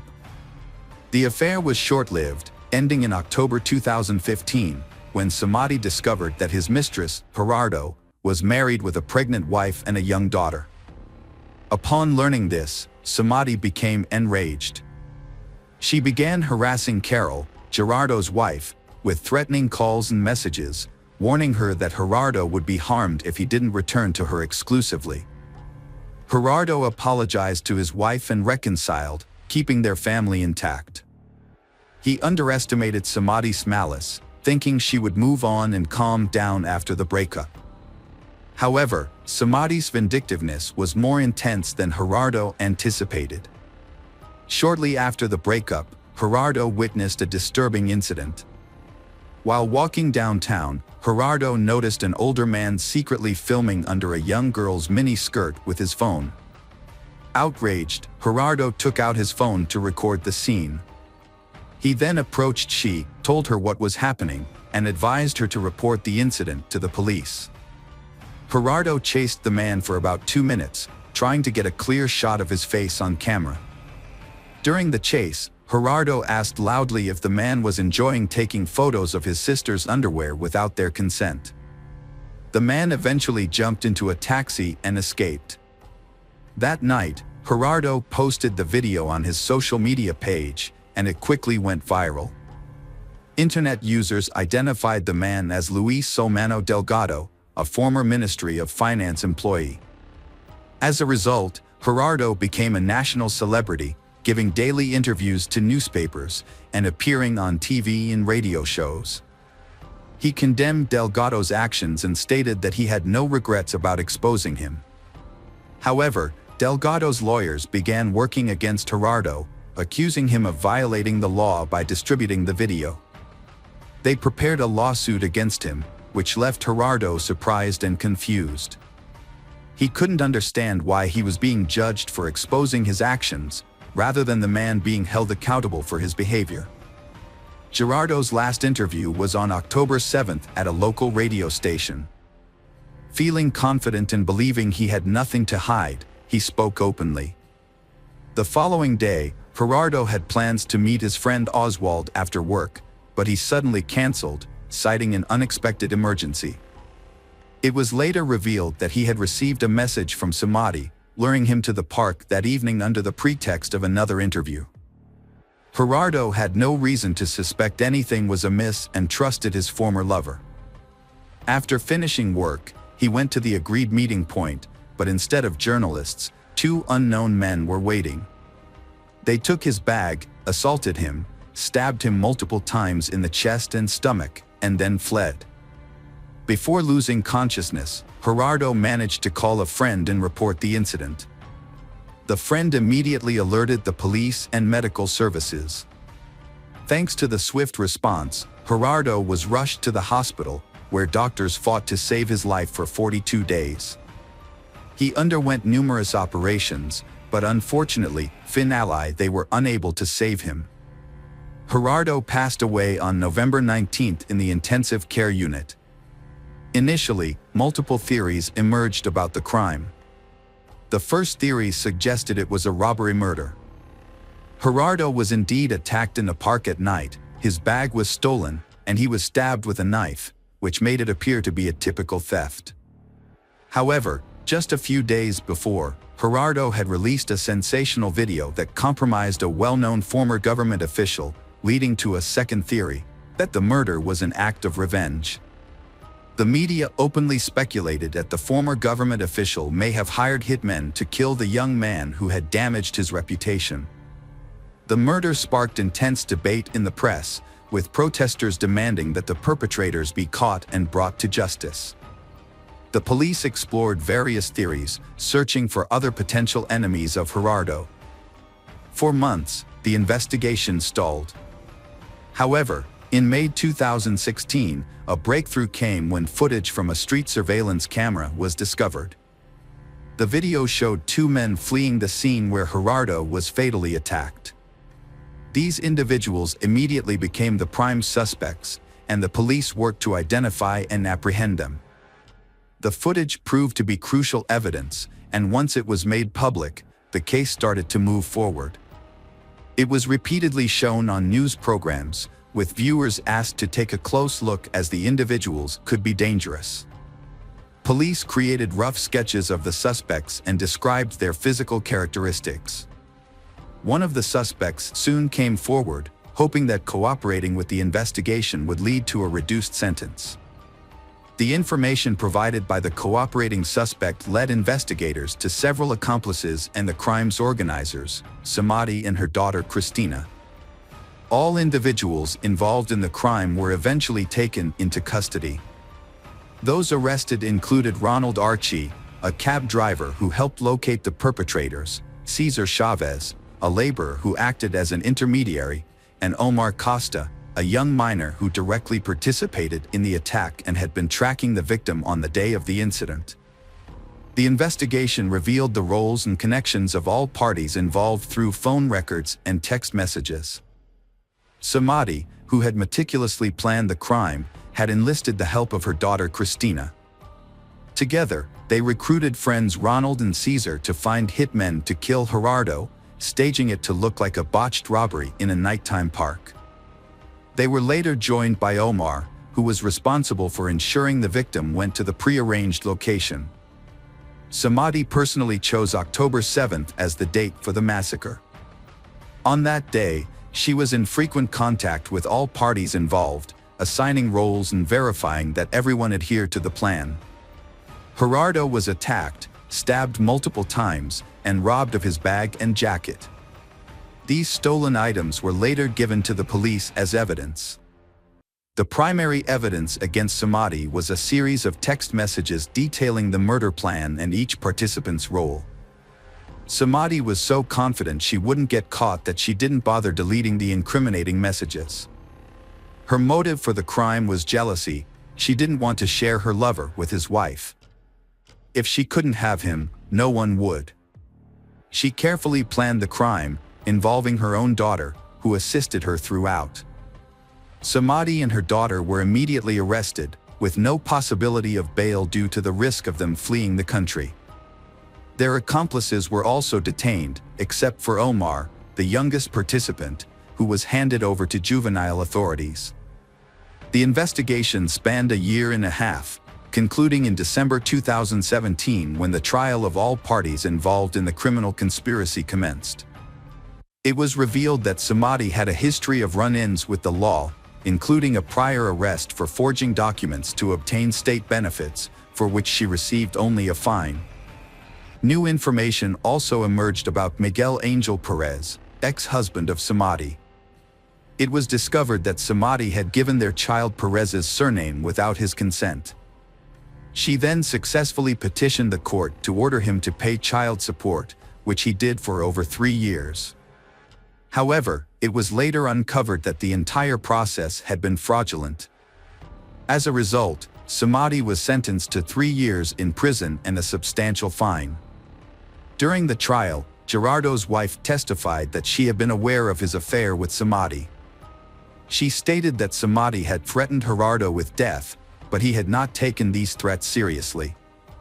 The primary motive behind the crime, as previously stated, was Samadi's jealousy and wounded pride, stemming from her inability to accept that her younger lover had chosen to remain with his wife.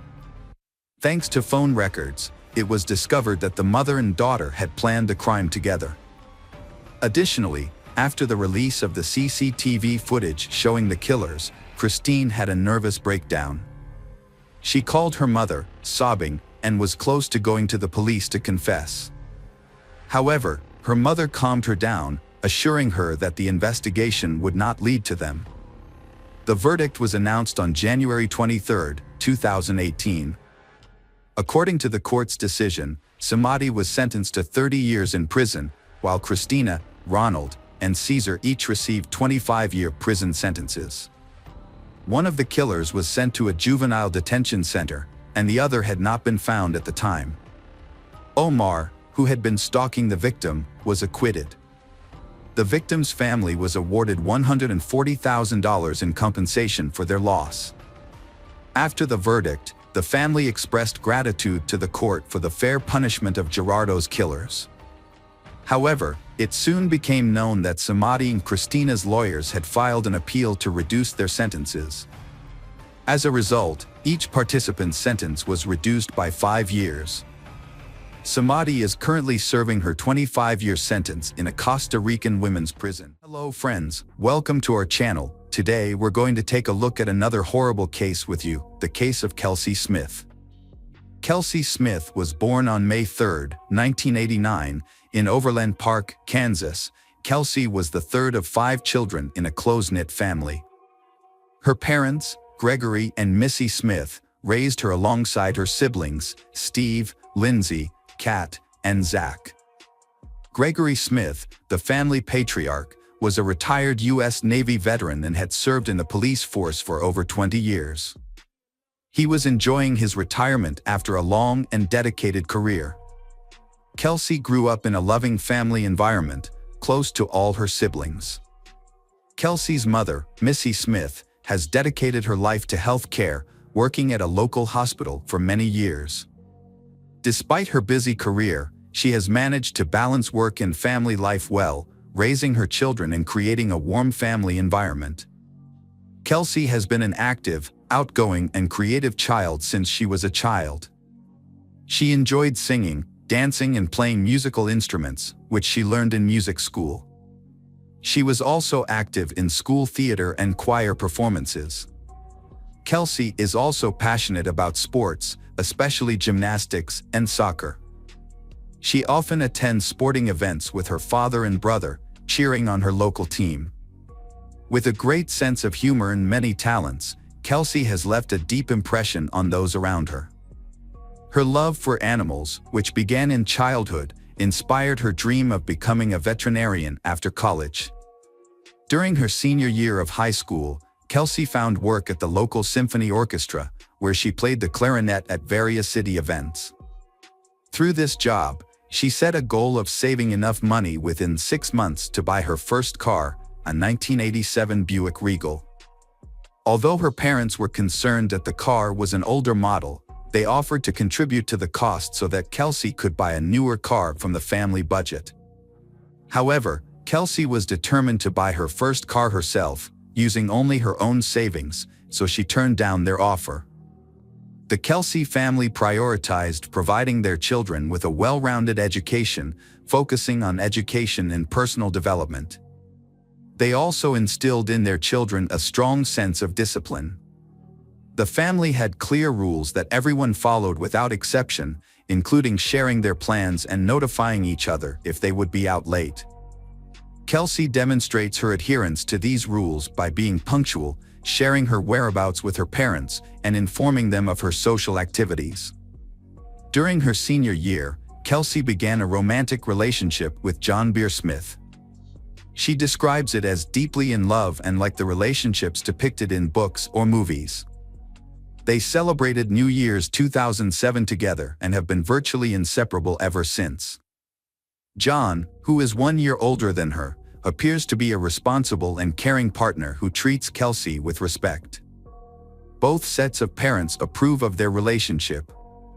In May 2007, Kelsey turned 18, graduated from high school, and was accepted into a prestigious university in Kansas to study veterinary medicine. This was one of the happiest times of her life. However, these happy days did not last long. Kelsey attended parties with her classmates to celebrate the end of high school and enjoyed spending time with John. At this point, Kelsey had achieved everything she wanted, got into her dream college, and was in a fulfilling relationship with a wonderful partner who was planning to propose. Her life was bright and happy. However, her disappearance from a shopping mall parking lot on June 2, 2007 changed everything. Kelsey and her boyfriend John were about to celebrate a big milestone, 6 months of dating. To make it special, John planned to propose with a custom-made engagement ring and had booked a romantic dinner for they of them. Unaware of John's plans, Kelsey also wanted to surprise him with a gift. That Saturday, she got ready, drove to a nearby Target Corporation store, and called her mother around 7 p.m. to say she had found the gift but needed a special bag for it. Her mother suggested checking the mall across the street from Target Corporation for a romantic gift bag. Kelsey thanked her mother for the advice and promised to be home soon. John was supposed to pick her up at 8 o'clock.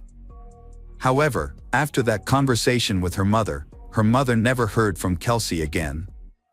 Kelsey failed to return home. When John arrived at 8 with a large bouquet of flowers, he was shocked and frightened to discover Kelsey's absence. Her parents were equally terrified, as it was unlike Kelsey to ignore phone calls and texts. She had vanished in a busy area during the daytime, and no one had witnessed her disappearance. Kelsey's father and 2 eldest siblings began searching for her. They found her car parked at the Oak Park Mall, which gave them a glimmer of hope that she might still be inside the mall for some unknown reason. However, after thoroughly searching the mall, inquiring with salespeople and security guards, they concluded that Kelsey was not there. Upon returning to the car, they found it undisturbed with no signs of struggle or violence. Kelsey's father, a former police officer, decided not to touch anything to preserve potential evidence, as the car might be part of a crime scene. Kelsey's parents reported her missing to the police the same day, but the police were initially hesitant to start searching right away. They explained that since Kelsey was 18, she wouldn't be considered missing until 24 hours had passed. However, Kelsey's father, who had connections, insisted on an immediate search. He also asked hospitals in the city if a woman matching Kelsey's description had been admitted. That evening, the police interviewed Kelsey's family and John to confirm their whereabouts and rule them out as suspects, a standard procedure in missing person cases. The police also reviewed surveillance footage from the Target store, which showed Kelsey entering the store, browsing, making a purchase, and leaving while talking on the phone to her mother. She was asking her mother about a gift bag and then drove to the Oak Park Mall across the street, as her mother suggested. Kelsey parked her car near the side entrance of the mall, close to the wall. Her car was inspected by experts and appeared to be untouched from the outside. The gift for John was on the passenger seat, and her backpack with personal items, including a tablet and wallet with $300 in cash, was in the back. Since everything was still inside, robbery was quickly ruled out as a motive. It appears Kelsey only left with her credit cards and phone, as everything else was still in the car. There were no signs of struggle, blood, or damage, and the only unknown fingerprint was found on the driver's seatbelt, which did not belong to Kelsey, her family, or boyfriend. The investigation tried to track Kelsey's location through her mobile phone signal, but the device was inaccessible, possibly turned off or damaged. Despite this, it was possible to determine the last known location of the phone to narrow the search area. However, Verizon Communications, the wireless carrier, delayed providing the necessary data for several days. Instead of refusing to cooperate, the company kept promising to look into the matter, which effectively slowed down the process. In 2007, telecom companies were permitted to keep subscriber information from law enforcement, including police and FBI, without a court order. They based this on data protection laws. Not even situations where someone's life was in danger were exempt from this rule. A closer look at surveillance footage revealed a disturbing detail: a mysterious stranger was stalking Kelsey. The man initially did not attract attention because he kept a safe distance and did not interact directly with Kelsey. He was a Caucasian man between the ages of 20 and 25 with dark hair, short and a light beard, wearing a plain white t-shirt and black shorts. He followed Kelsey into the Target store about 30 seconds and continued to follow her from a distance as she browsed the various sections. The surveillance cameras captured his movements, and his behavior was later described by the prosecution as similar to a predator stalking its prey. After Kelsey left the store, the man followed her to the Oak Park parking lot in his Chevrolet truck, waiting until she was alone. It's possible that he overheard her conversation with her mother, as he was standing close by while she was on the phone. This may have allowed him to learn about her plans to visit the nearby shopping center. Unfortunately, Kelsey had parked her car in a poorly lit spot, next to a side door and a storage area, which made it difficult for the cameras to capture what happened next. As Kelsey sat in her car, the man parked his truck beside her and got out, wearing the same white t-shirt and black shorts. The stranger came up to her on the driver's side and, likely threatening to harm her, forced her to get behind the wheel of his Chevrolet. The truck then drove away in an unknown direction. Due to Gregory Smith's connections and experience, he believed that the more attention and coverage the case received, the higher the chances of finding their daughter and bringing the perpetrator to justice. As a result, the story was featured in both national and international media, including the popular show America's Most Wanted. When surveillance footage showed the stranger following Kelsey, the clearest images of his face were broadcast on the news, urging viewers to come forward if they recognized him. The police received calls from people claiming to have seen the man in various cities and states, although most of these reports turned out to be incorrect. Each lead was investigated. On June 6, a woman named Mrs. Miggs called the police, stating that she recognized her neighbor, Edwin Hall, from the footage. Initially, she had hesitated to report it due to doubts, but the information about the truck removed her last doubts, as Edwin owned an old 1970s Chevrolet.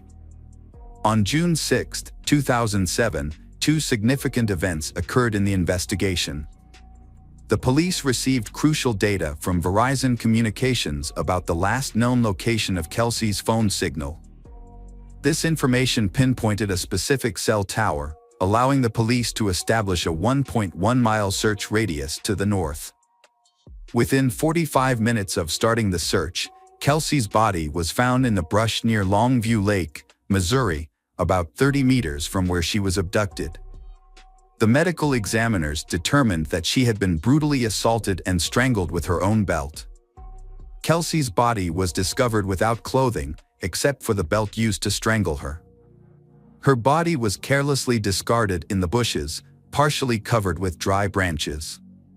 Over the 4 days it lay exposed to the June sun, her remains were severely disfigured by insects and wildlife, making them almost unrecognizable. Despite the state of her remains, the examination confirmed that the body was indeed Kelsey Smith.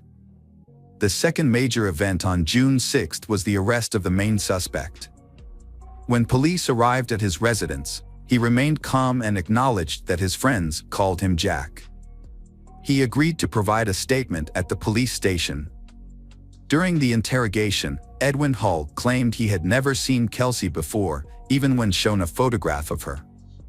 When presented with surveillance footage from the store that showed him following her, he insisted that he had only visited Target for personal reasons and hadn't noticed her. He suggested that their appearance together in the footage was just a strange coincidence. Despite being shown irrefutable evidence, Edwin seemed confident that he had covered his tracks and couldn't be held accountable. He had thoroughly cleaned his van and had used protection during the assault, leaving no DNA evidence behind. However, Edwin agreed to cooperate with the investigation and provided his DNA sample and fingerprints. A crucial piece of evidence emerged when his fingerprints matched those found on Kelsey's car's seatbelt buckle.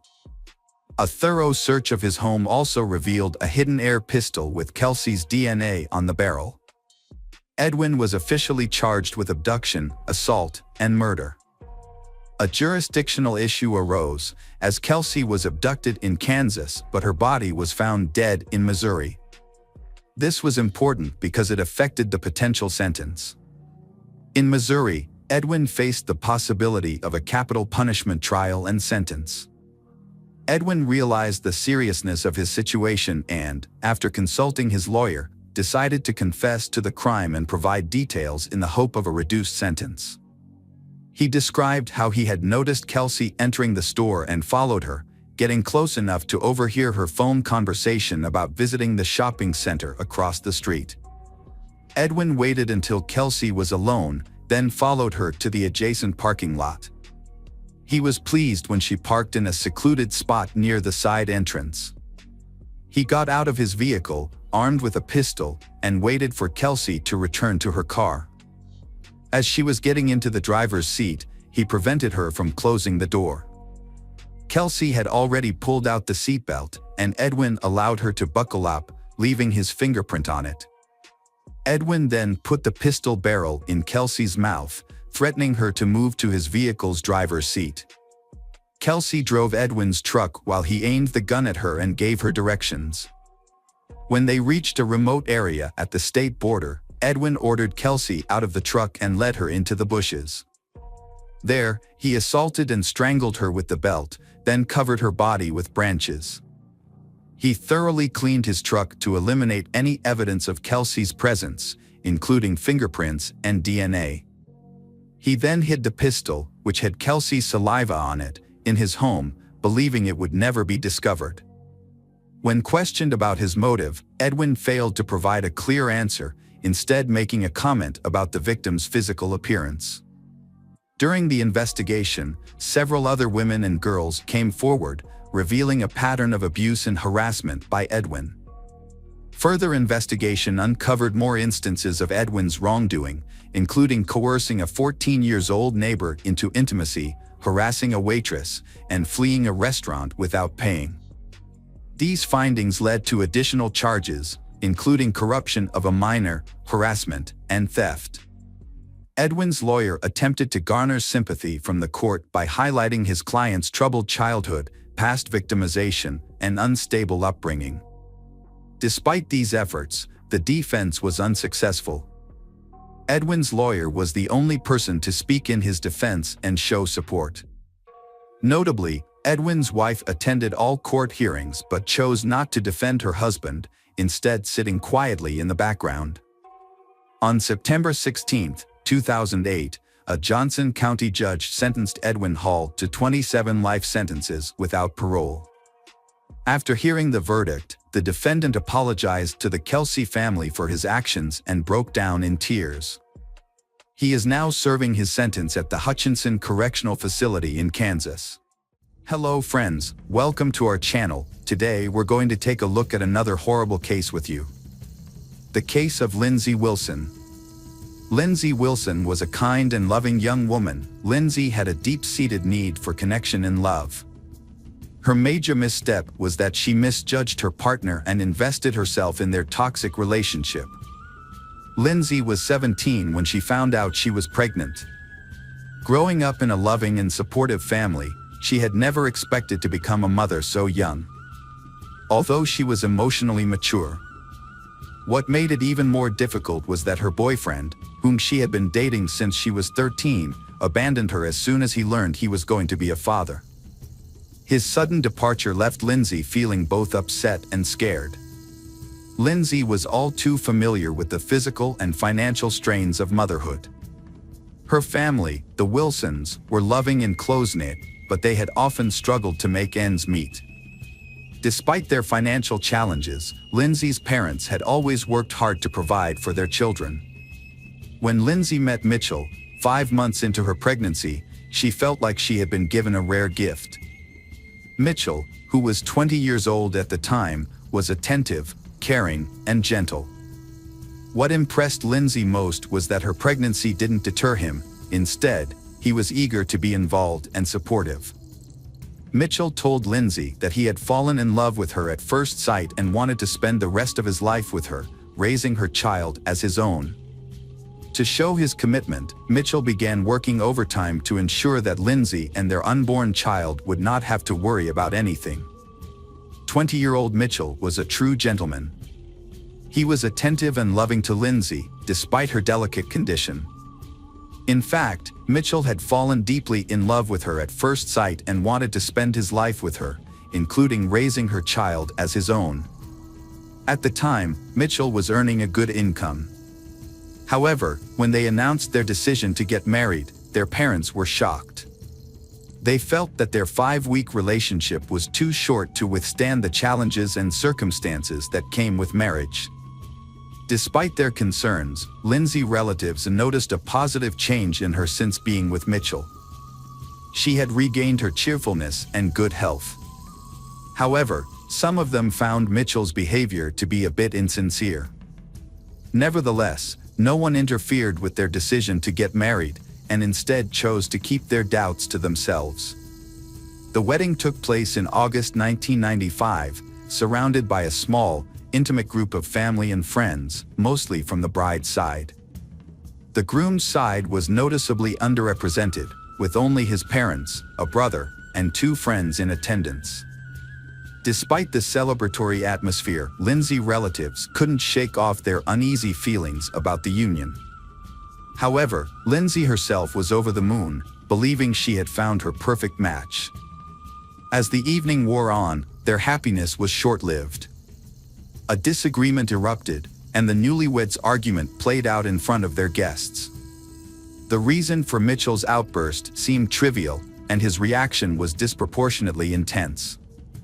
The situation escalated, with Mitchell grasping Lindsay's hand and violently shaking her, leaving everyone in attendance stunned and uncomfortable.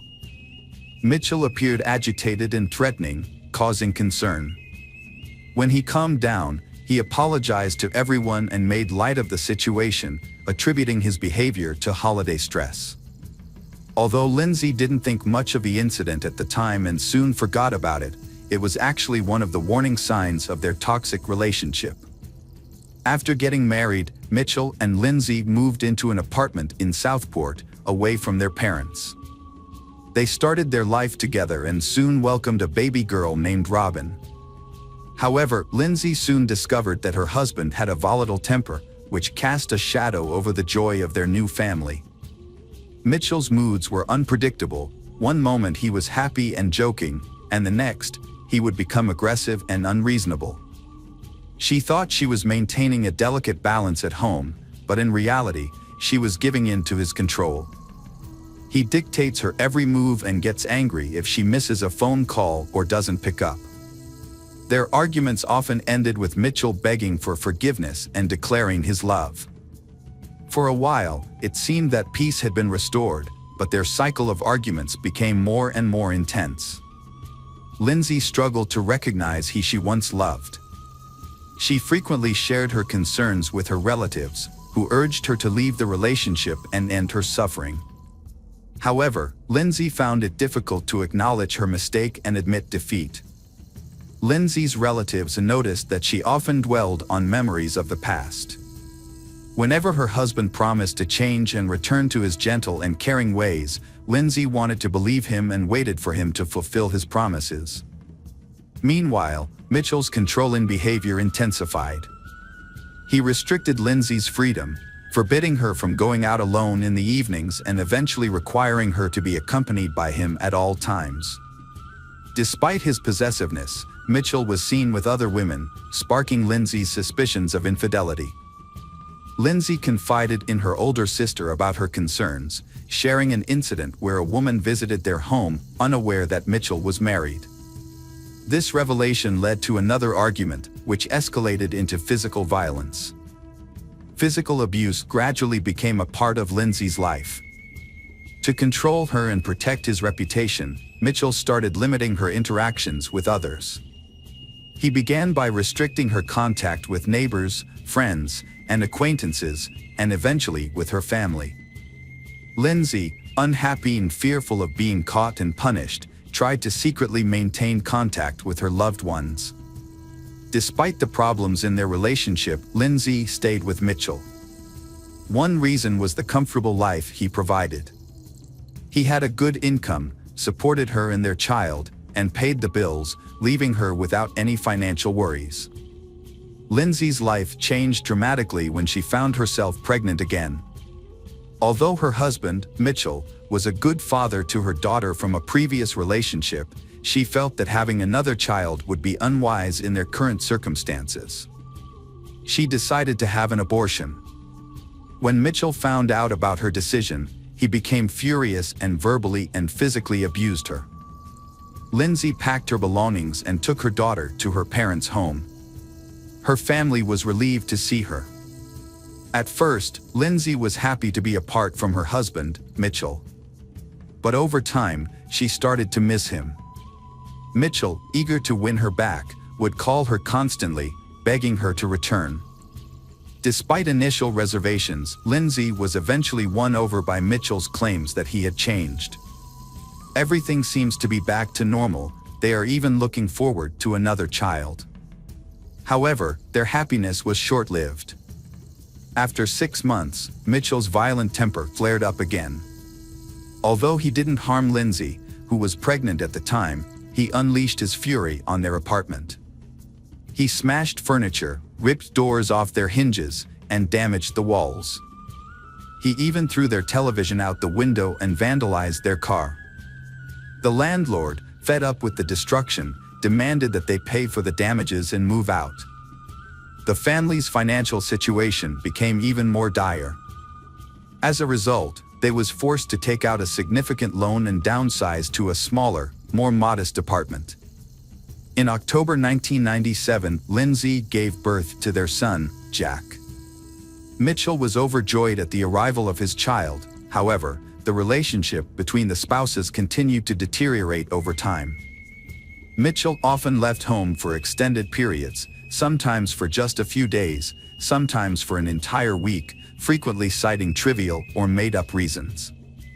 Although Lindsay had grown accustomed to her husband's behavior, she eventually reached her breaking point and filed for divorce, returning to her parents' home when Mitchell abandoned her once again.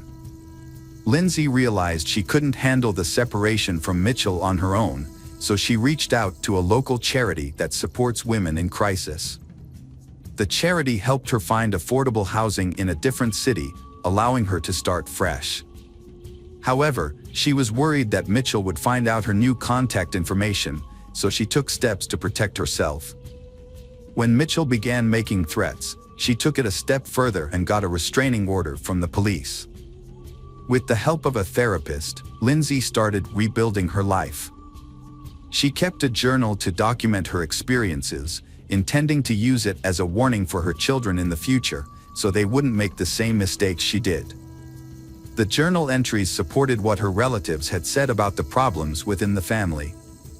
Unfortunately, despite her efforts to stay hidden, Mitchell eventually discovered her phone number and began calling her constantly, demanding to see their son. Lindsay, now free, soon felt lonely and couldn't resist her ex's persistence. They started talking and seeing each other again, eventually moving back in together. Ashamed of her weakness, Lindsay kept this a secret, but it eventually came out. Her relatives and friends were shocked and disappointed by her reunion with he they considered a tyrant, and they couldn't understand why she had taken him back. Her relatives continued to dislike Mitchell and cut off most communication with him. Despite their efforts to help her, Lindsay repeatedly returned to the abusive relationship. As a result, her loved ones eventually gave up trying to save her, accepting the situation and distancing themselves. This time, however, Lindsay's decision would prove to have devastating consequences. After Lindsay disclosed her situation, a social worker began monitoring the young family. However, the social worker reported that she had been unable to contact Lindsay for several weeks. Every time she visited the home, Lindsay's husband, Mitchell, would answer the door, and he was also the first to answer any phone calls. Despite the social worker's repeated requests to speak directly with Lindsay, Mitchell would make excuses and prevent her from doing so. The social worker would leave her contact information, but Lindsay never returned her calls. The social worker became concerned for Lindsay's safety and requested a welfare check. When law enforcement responded to the report and visited the address, they too were unable to speak with Lindsay. Mitchell claimed that he had not seen his wife at home for a long time, but he did not consider her missing. Mitchell said that Lindsay participated in a party with a friend on Christmas Eve, returning home early in the morning somewhat intoxicated. This led to an argument with Mitchell. Following the argument, Lindsay packed her belongings and left without saying goodbye to the children. Mitchell claimed Lindsay had left him for another man and no longer wanted to have any contact with him. Mitchell's subsequent media appearances sparked widespread attention. He presented himself as a worried and abandoned husband, pleading for Lindsay to return.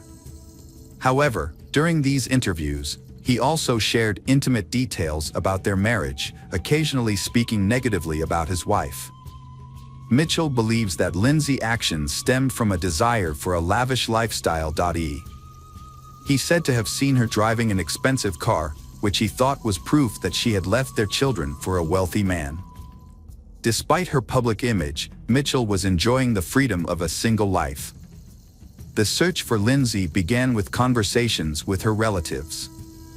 During these conversations, it was learned that she was last seen by her family on December 11th.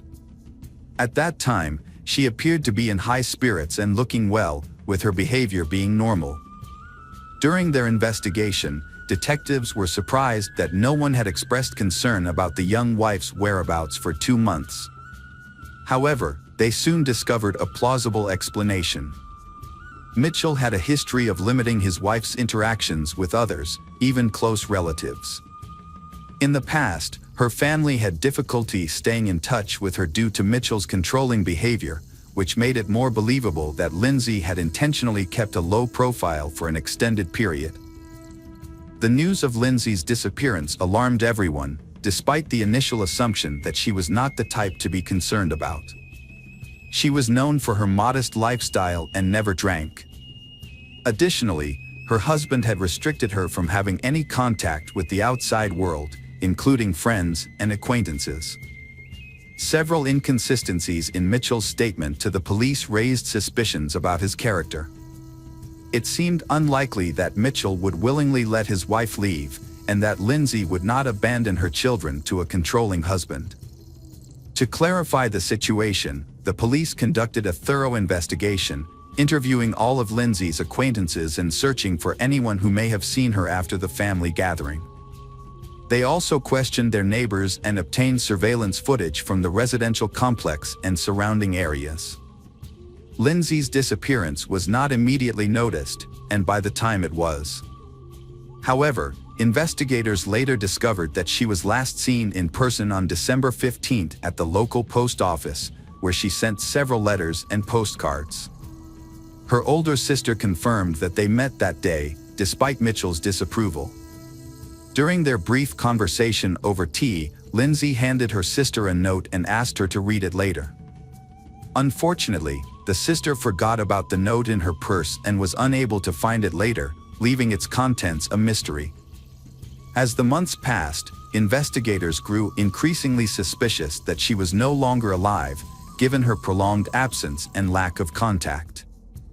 Although they couldn't charge Mitchell without sufficient evidence, their suspicions about him intensified as they learned more about their history and relationship. Lindsay's parents and detectives suspected Mitchell was involved in her disappearance, but lacked concrete evidence. Searches at their home and nearby turned up nothing. In a televised interview, Mitchell denied any wrongdoing, even claiming Lindsay's family would eventually apologize for suspecting him. Just before the holidays, Mitchell sent a postcard and hair dye to the lead investigator. The postcard's sarcastic message mocked the detective, implying he needed confidence and to cover his gray hair. This gesture showcased Mitchell's arrogance, despite portraying himself as a victim in the media. The investigation team held an interview to clarify some aspects of the case, but they didn't reveal all the details. They suggested that Mitchell Key, a well-known family man, was not what he seemed to be. In 2000, Mitchell Key found himself at the center of a scandal when it was discovered that he had been forging his wife's signature to claim social benefits. Although this revelation indirectly supported the theory that he was involved in Lindsay's disappearance, the investigators had trouble making progress due to Mitchell's popularity. Many people defended him, arguing that as a single father, he needed financial assistance. Despite this, the detectives were able to charge him with fraud. Mitchell was found guilty and sentenced to a month of community service. Mitchell's situation took a turn for the worse. The forged signature of his missing wife raised more than a few eyebrows, and the public's outrage grew. As the criticism mounted, Mitchell's composure began to fray, and he lashed out at the media for invading his personal life. In a groundbreaking development, a visitor to an amusement park on June 1, 2000, stumbled upon a disturbing discovery that rekindled the Lindsay disappearance case. Their dog's strange behavior near the roller coaster led to the discovery of human remains. Forensic analysis confirmed the remains belonged to Lindsay, revealing she had been the victim of a violent crime. This breakthrough shifted the investigation's focus to finding the person responsible. On June 7, Mitchell was questioned by detectives for over 36 hours, during which time he eventually cracked under the pressure and confessed to murdering and dismembering his wife. According to his testimony, Lindsay had asked for a divorce on December 15, 1998, after meeting with her sister.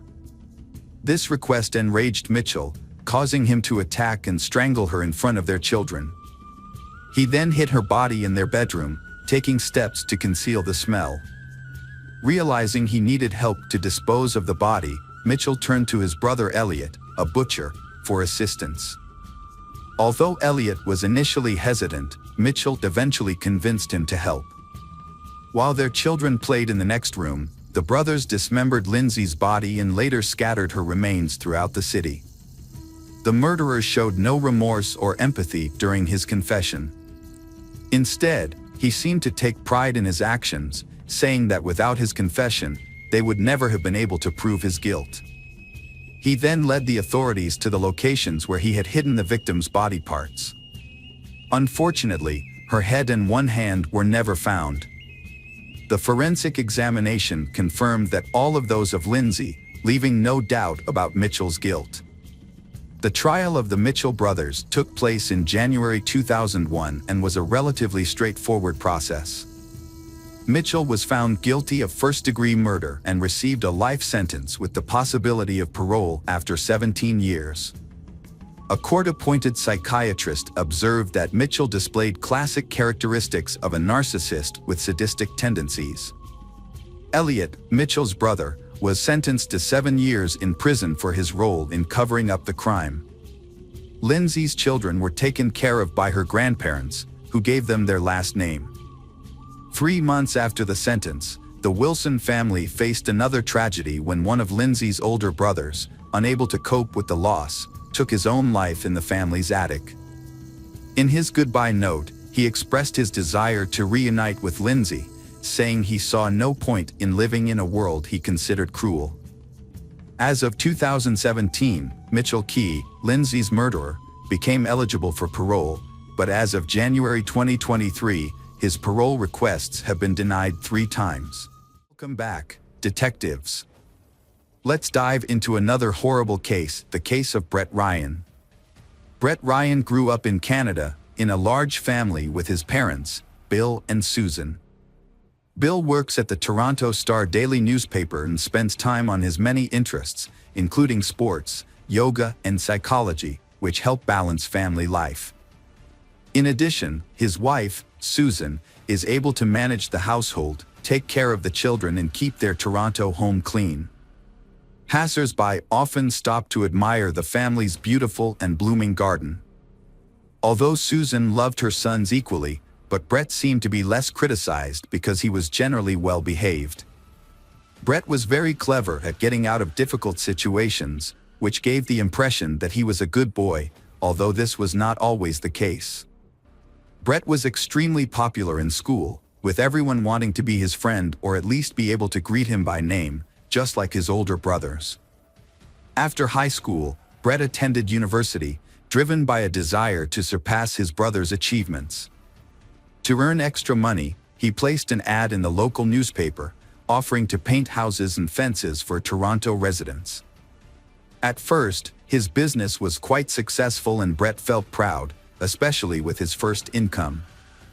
His mother, Susan, was thrilled and often cited him as a role model for others. However, things took a turn when Brett dropped out of college to focus full-time on his paint business. Without a degree, he had to work full-time as a paint salesman, which deprived him of formal education and exposed him to paint fumes on a regular basis. For a while, Brett felt confident and superior to his brothers, but this soon changed. After a couple of years, his brothers, Christopher and Leland, graduated and landed jobs in their specialized fields. Christopher worked for the Toronto Transit Commission, and Leland became the family artist and designer. As they established their careers and moved out of their parents' home, Brett's power began to diminish significantly. To save money on rent, Brett continued to live with his parents and younger brother, who attended a school for gifted children. Brett's financial situation grew more dire over time. By 2007, when he turned 26, his debt had surged to more than $60,000. This burden led to depression, but despite his inner turmoil, Brett maintained a cheerful exterior, always willing to lend a helping hand and participate in volunteer work. His friends and acquaintances were unaware of the immense emotional pain he was hiding. Brett faced a severe situation on October 28, 2007. With winter approaching, he had no orders. Left with no other choice, Brett wore his oldest clothes, including a hat, a long sweater his brother had given him and a long scarf his mother had knitted. It was the first time he had worn the scarf, but it was finally coming in handy. He wrapped it around his face, leaving only a narrow slit for his eyes, and headed for the bank that was on the outskirts of his neighborhood. Brett stood in line at the bank, holding a thick folder and favoring his right foot as he waited his turn. When the bank employee called him forward, he approached her and spoke in a hushed tone. He calmly informed her that he had a gun and urged her to remove all the cash from the register and hand it over to him. He warned her that if she didn't comply, he would start shooting, and she would be the first person he would harm. She with trembling hands handed him all the cash from the register. Brett quietly exited the building, careful not to draw the attention of the guardians. Once outside, Brett took off running. He counted the money he had stolen from the bank, but it wasn't much, just over $1,000. To pay off his debt, he calculated that he would need to rob about 60 more banks, a crazy idea, but to him it seemed like the only option. For the first few days, Brett was fearful that the police would somehow catch up with him, so he avoided going home. He told his mother he had a job in a neighboring town and spent his nights sleeping in his car. Periodically, Brett would sneak back to his house to check if there were any police cars staking out the area. Finding none, he felt reassured that he was in the clear. The first robbery was followed by a second, then a third, and a fourth. Each time, Brett changed his clothes, opting for second-hand or discarded items he found in the trash. He would burn the used clothes after each crime. Brett also bought a beard from a costume party store to further disguise himself. Brett committed a string of bank robberies in the Toronto area, and his distinctive beard made a lasting impression on the witnesses. His total intended theft across all instances never exceeded $3,000. Brett's luck ran out when police spotted his car on surveillance cameras and followed him home. They tracked his exact route, gathering details from various vehicles to prove his guilt. Further inquiries yielded little new information, so the authorities closely tracked a particular road in an attempt to shed light on the case. Their patience and hard work finally paid off. They found a potential lead. This person of interest, a bearded man, was found walking alone near a bank and was promptly detained by the officer for further investigation.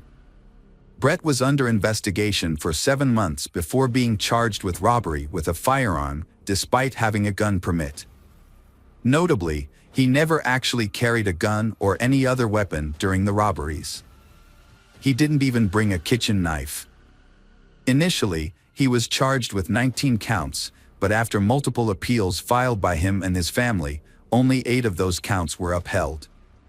Upon being given the opportunity to apply for parole, Brett submitted a petition. In it, he asked the authorities to consider the circumstances that led him to commit the crimes, including severe depression caused by 2 failed relationships and a significant amount of debt. He also reiterated that he had never intended to harm anyone during the robberies, as evidenced by his lack of weapons. His remarks were taken into account, but as a condition of his potential parole, he was required to undergo a session with a psychologist. The sessions had a positive impact on Brett. During his time in prison, he had lost touch with his family, but he took the initiative to reconnect with them. The positive changes in Brett were noticed by the commissioners, and on November 24, 2010, he was released from prison. However, the freedom he had fought so hard for turned out to be more challenging than he had anticipated. Prior to his career as a painter, Brett struggled with deep emotional pain that weighed heavily on him. He had previously been a bank robber and served time in prison, which damaged his reputation. As a result, no company would hire him, and even those who initially hired him for house painting services would cancel once they discovered his true identity. The neighbors, who once admired Susan's garden and visited frequently, now spread unpleasant rumors about the family. The Brett family quickly sold their house and relocated to Scarborough. Susan started a new garden, and Brett found a job with a trading company. Although the pay was low, his parents helped him financially to rebuild his life and continue his university education. Brett continued to see a psychologist, who consistently advised him to maintain a strong connection with his family. Brett's life took a turn for the better when he met Kristen Baxter in September 2011. Kristen was an amazing person who had her own apartment with a stunning sea view. She was also into sports, which helped her stay in shape. What Brett appreciated most about her was that she didn't care about his past. They enjoyed traveling together, including a trip to Australia. Brett's parents were thrilled to see their son in a happy relationship and were confident that Kristen would encourage him to reach his full potential. However, just when everything was going well, tragedy struck. Brett's father passed away, leaving him in shock and sending him into a depressive state. As a result, Brett started visiting his psychologist more frequently to cope with his emotions. Brett was juggling 2 responsibilities: supporting his mother financially and nurturing his relationship with Kristen. They were both young adults, eager to build a stronger and more significant relationship with each other. Brett fell deeply in love with Kristen and decided to carry out an important plan. He had some savings and, after discussing his plans with his mother, decided to propose to Kristen with a ring. His mother supported his decision and gave him money to buy a ring. Although Kristen didn't need an expensive gift, Brett chose a gold ring with a large diamond to make the proposal special. Kristen happily accepted his proposal. As they began planning their wedding, Brett agreed with Kristen's decisions, but he was worried about the high costs and how they would affect his job. Brett found a job opening at a large technology company on the internet and applied for it. He updated his resume and submitted it, and was even invited for an interview, which he successfully passed. As a result, he was offered the job and was thrilled. He eagerly shared the news with his fiancée and mother, and asked them for money to buy an expensive suit for work. His mother agreed to help him, and he purchased the suit. However, just as Brett was about to start his new job, the company called him to inform him that they had to withdraw their offer. The security department had discovered his past criminal record, and the company could no longer hire him. This news was devastating for Brett, and his mood plummeted. He felt like giving up on his job search and education, wondering why he was wasting his time applying for jobs that he would never get due to his past mistakes. He decided that it would be better to use the money his mother and brothers had given him for something else. Brett had dropped out of university, but he didn't tell his family or his counselor. To maintain the illusion of success, Brett would wear a suit and tie, then change into casual clothes on the way to his job as a house painter. He would tell his relatives that he worked in an office. To further deceive his loved ones, Brett would post fake photos on social media, pretending to be at work or attending business events. He would also fake phone calls, making it seem like he was busy with work-related issues. Brett's family had no idea that he was hiding the truth about his life. As Brett's wedding to Kristen approached in September 2016, his deception reached new heights. He rented an expensive restaurant for the reception, which cost $100 per guest. His family was thrilled, believing that Brett had finally turned his life around with a prestigious job and a beautiful fiancée. However, Brett's deceptions became so overwhelming that he could no longer control his lies. Brett's wedding was just a month away, and he was struggling to cover the costs. He had been borrowing money from his mother, but when she could no longer help him, he pressured her to find a higher-paying job.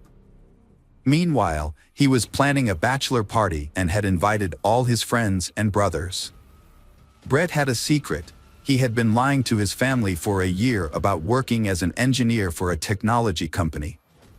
When he finally confessed to his counselor, the counselor advised him to come clean to his mother. After much procrastination, Brett told his mother the truth, which devastated her. She bragged to everyone about her son's success. Brett's mother demanded that he tell his fiancée, Kristen, the truth, threatening to do so herself if he didn't. She also warned him that his brothers were aware of the situation and were on her side. However, Brett couldn't bring himself to confess to Kristen, despite knowing that the wedding was unlikely to happen due to his deception. With less than a month to go before the wedding, Brett remained silent, knowing that Kristen deserved to know the truth before it was too late. Brett was anxious about his mother revealing a potentially scandalous secret to his fiancée, Kristen. Every time her phone rang, he would tense up, holding his breath until he realized it wasn't his mother on the line, but rather one of Kristen's friends inquiring about her wedding plans. Eventually, Brett came up with a plan to silence his mother for good. As a convicted felon, Brett was prohibited from owning firearms. He decided to use a crossbow, a silent and deadly weapon, to carry out his plan. Interestingly, his late father had taught him how to shoot a crossbow at targets in their garden, a hobby that Brett had excelled at. Brett purchased the crossbow and arrows at a local sporting goods store and hid them in his garage, disguising them among construction debris. He also created a fake alibi by rigging his computer to automatically post pre-written comments on YouTube. He achieved this by attaching a spoon to a fan, which was connected to his computer. The fan was set to a timer, making it seem like Brett was actively using his computer at the time of the crime. Brett made everyone believe that he spent the whole day at home, watching videos and commenting on them. However, on the morning of August 25th, he had other plans. He put on disguising clothes that concealed his face, sneaked out of the house through the back door to avoid the security cameras, and took a train to his parents' house. He wants to eliminate anyone who might stand in the way of the peaceful life he and Kristen are building. When Brett arrived at his parents' house, his mother, Susan, was taken aback by his unexpected visit. She wasn't feeling well that day, but Brett persisted in persuading her not to reveal his plans to his future wife. Despite her poor health, Susan firmly refused to comply with Brett's demands. As he continued to pressure her, Brett's anger escalated, and Susan sensed that something was terribly wrong. She noticed the crazed look in her son's eyes and warned him that she had already called for help and that Christopher was on his way. Brett's anger reached a boiling point. He rushed to the garage, grabbed a crossbow, but his rage and adrenaline surge made him unable to aim properly.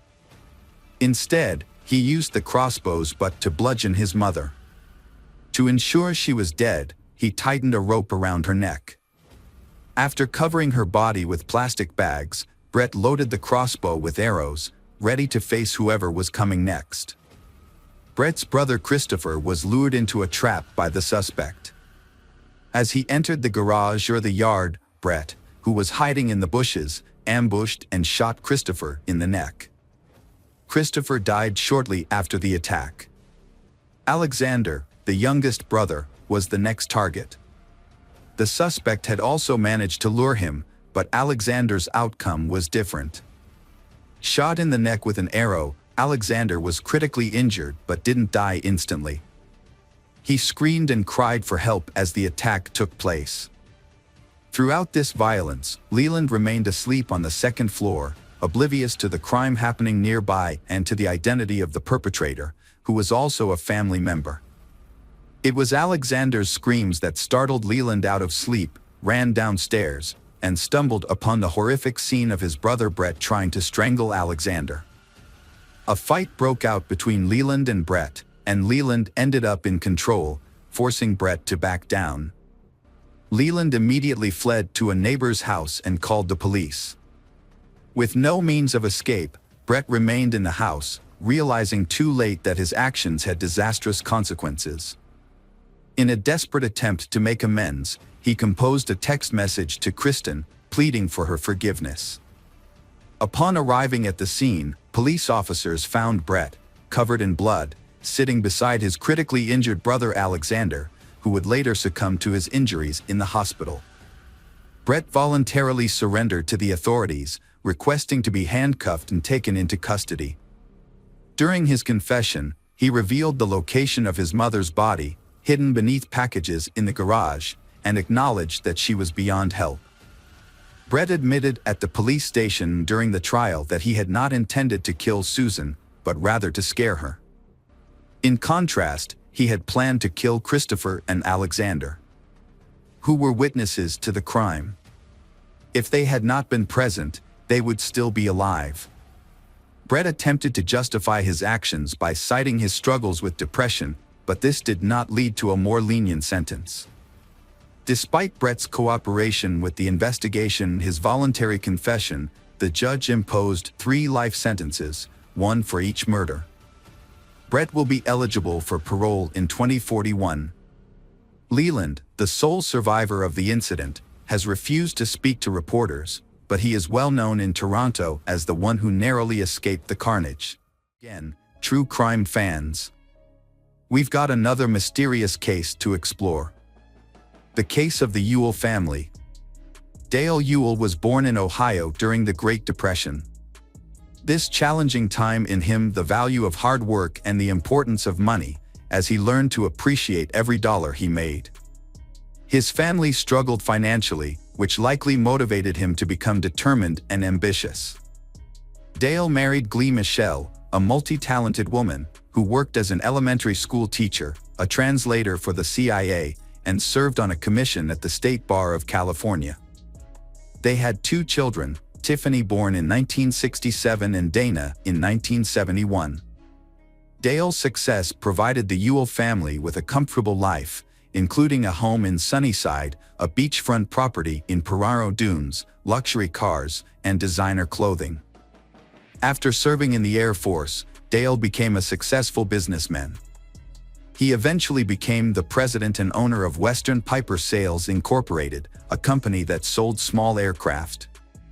The primary source of the Ewell income came from selling light aircraft and investing heavily in the stock market. After establishing a successful aviation business, Dale expanded into buying several farms, accumulating substantial wealth.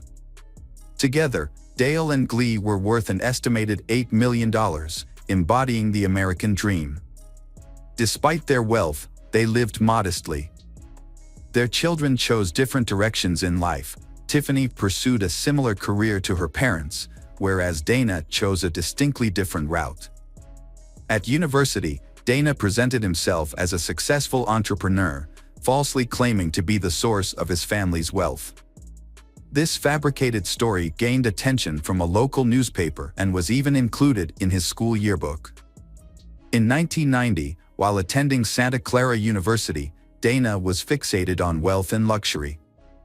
He owned a BMW and had access to funds, allowing him to indulge in expensive items like jewelry. From a young age, Dana had a habit of lying and making up stories. Despite being intelligent and well-educated, Dana's ambitions went beyond comfort, wealth, and a promising future.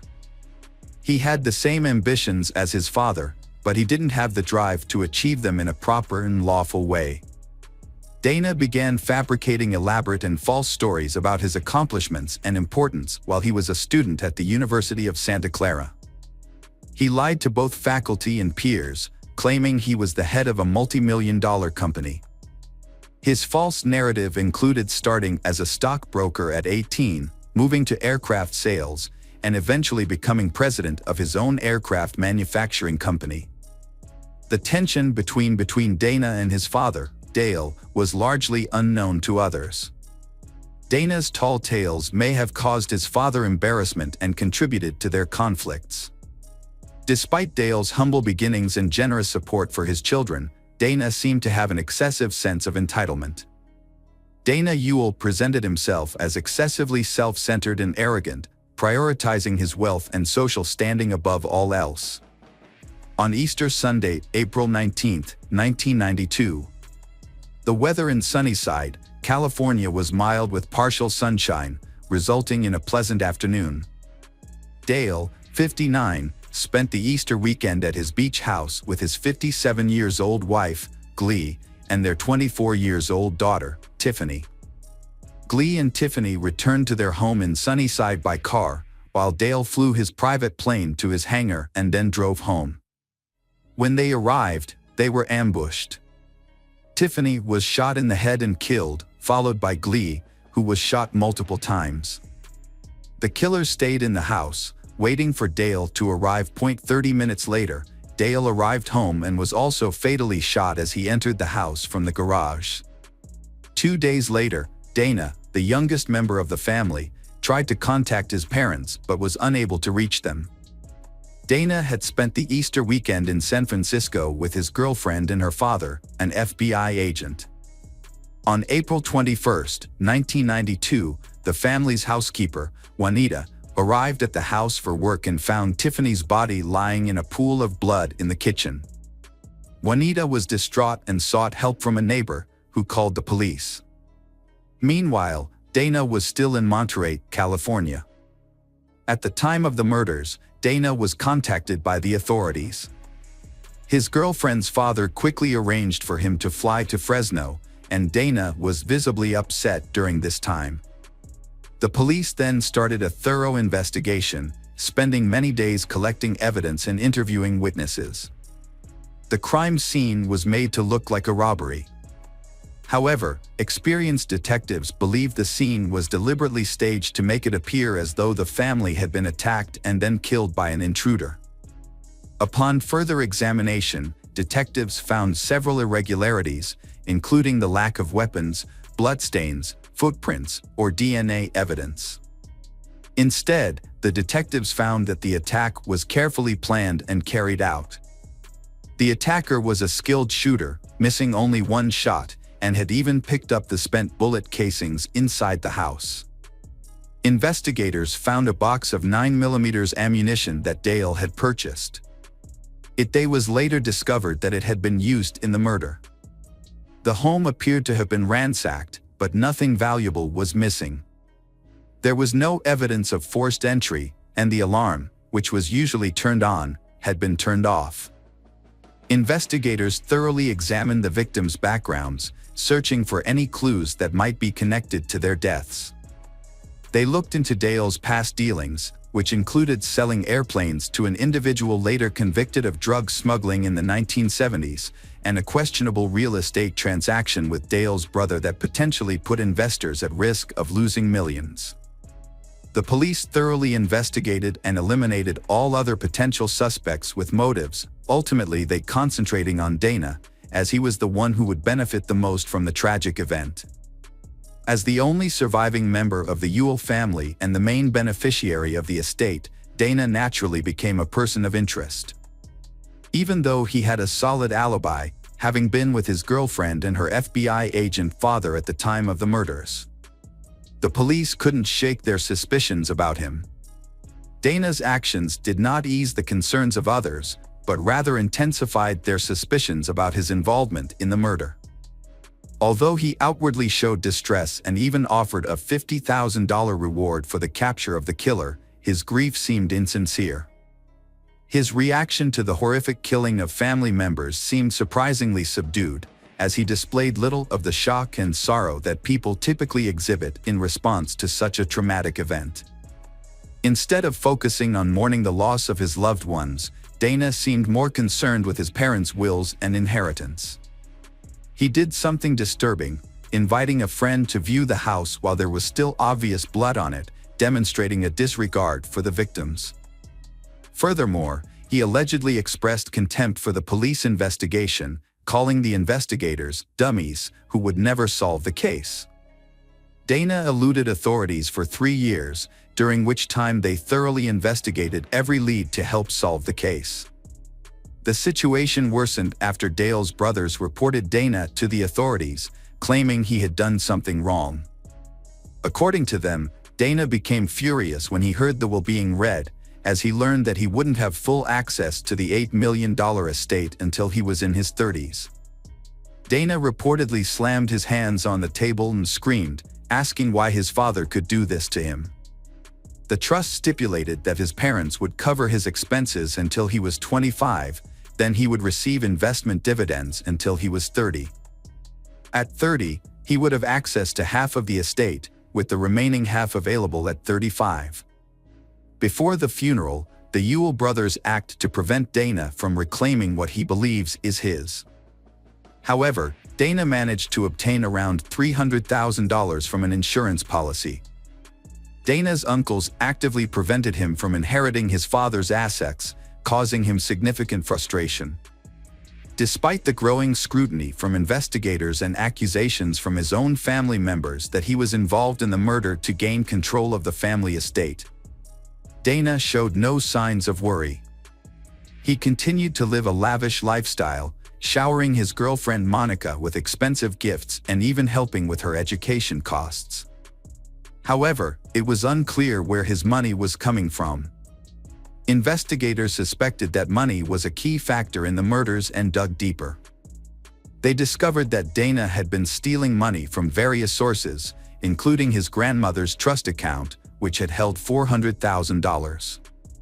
By the time detectives stepped in, the grandmother was left with only $22,000 to cover her care at a nursing home. The discovery that Dana had been exploiting his grandmother for personal gain further strengthened the police's suspicions about his character. However, authorities still need concrete evidence to prove Dana's involvement in the murder. Joel, one of Dana's college acquaintances, was particularly drawn to Dana's stories of a wealthy, successful lifestyle. Joel found Dana's apparent ability to effortlessly attract beautiful women especially intriguing.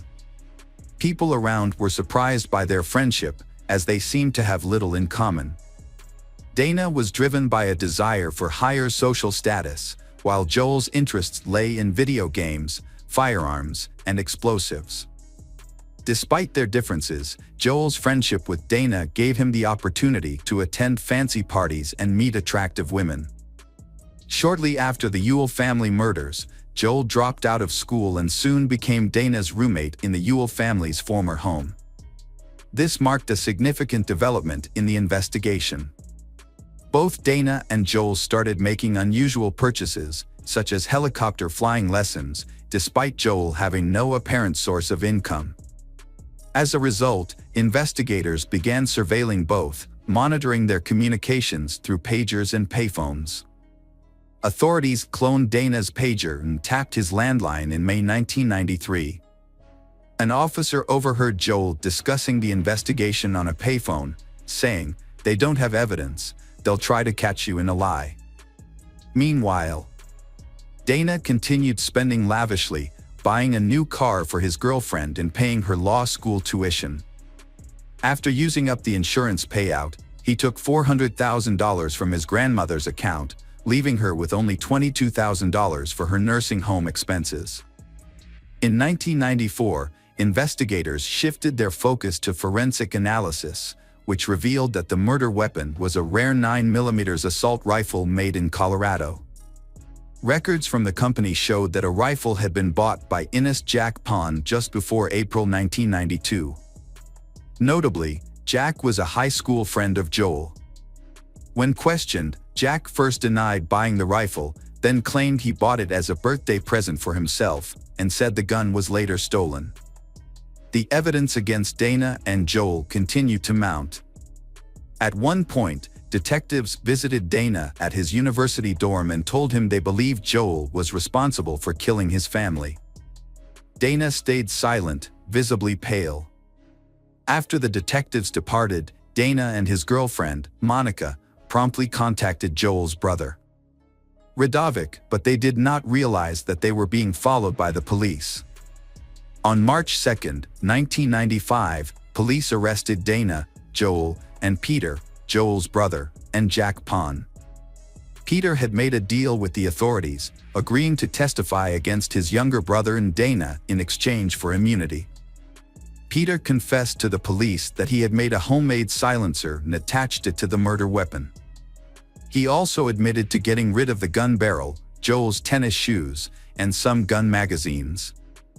Peter said he did these things with the help of Jack Pond. When Jack was arrested, he gave a different account of the gun.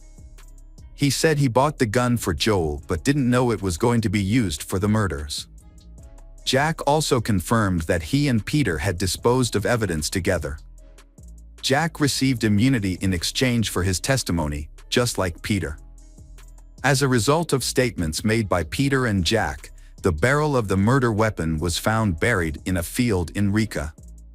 Unlike Peter and Jack, Dana and Joel were not offered plea deals. They were charged with 3 counts of first-degree murder with special circumstances, which made them eligible for the death penalty. The trial began in late 1997. Dana and Joel, who had previously been close friends and had even lived together in the house where the murders occurred, now had separate lawyers and took different stances during the trial. Prosecutors argued that Dana's motive for the murders was greed, claiming he had promised Joel a share of the inheritance. Dana's lawyer argued that he was innocent, suggesting that Joel and Jack had planned and carried out the murders. Joel's lawyer acknowledged the strong evidence against his client and focused on trying to save him from the death penalty. During the trial, Jack Pond testified that he had bought the murder weapon for Joel and helped dispose of it. He also said Joel had given him details of the incidents on the day of the murder, in April 1992. According to Jack, Dana had asked Joel for a favor that he found hard to refuse. Having taken steps to avoid leaving DNA evidence behind, Joel carried out Dana's plan by entering the Ewell residence. He shaved off all body hair and then waited 12 hours on a plastic sheet to minimize the risk of leaving any traces, including an eyelash. He was also instructed to retrieve all bullet casings. Tiffany was shot in the back of the head and died instantly, without seeing her killer. Glee, however, saw Joel and tried to escape to the office, but was shot and severely injured. Joel pursued her and eventually killed her. During the trial, it was revealed that Joel had shot Glee multiple times at close range, and that she had recognized him as a friend of Dana's who had visited the family a month earlier. After killing Glee, Joel reloaded his gun and put on new gloves, then waited for Dale to arrive, whom he also murdered. On May 27, 1998, after an 8-month trial, the jury delivered a finding Dana Ewell and Joel guilty on all charges. However, they could not agree on the sentencing. 2 votes saved Joel from the death penalty, while Dana escaped the death penalty by just 1 vote. In the end, both received 3 consecutive life sentences without parole. Dana was imprisoned at Corcoran State Prison, 50 miles south of Fresno. He was among inmates like Charles Manson. His grandmother, whom he stole from, died in 1999. Dana claims to have undergone a spiritual transformation and become a Christian while in prison. Joel was imprisoned at Mule Creek State Prison in Ione, California. Meanwhile, Jack Pond pursued a career in law, becoming an attorney. Monica Zent broke up with Dana, finished law school, and established a successful law practice. Although Monica was thoroughly investigated, no evidence connected her to the crime. The only suspicious aspects were her initial unwillingness to cooperate and that some of the funds were used to help pay for her law school expenses. Dana Ewell's actions can be summed up by 3 words: greed, entitlement, and heartlessness. His extreme desire for wealth led him to manipulate and betray those closest to him, ultimately leading to the tragic deaths of his family members. Hi everyone, thanks for returning. Let's unravel another perplexing mystery. The case of Vincent Brothers.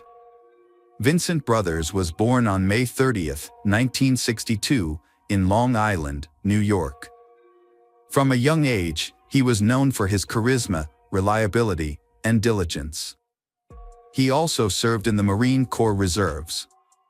After graduating from Norfolk State University, Vincent moved to California in the mid-1980s to pursue further education and eventually earned a master's degree.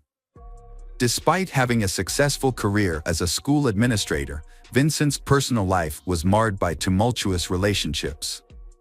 His 2 previous marriages ended in divorce. In 1988, while working at California State University in Bakersfield, Vincent had a daughter with his girlfriend.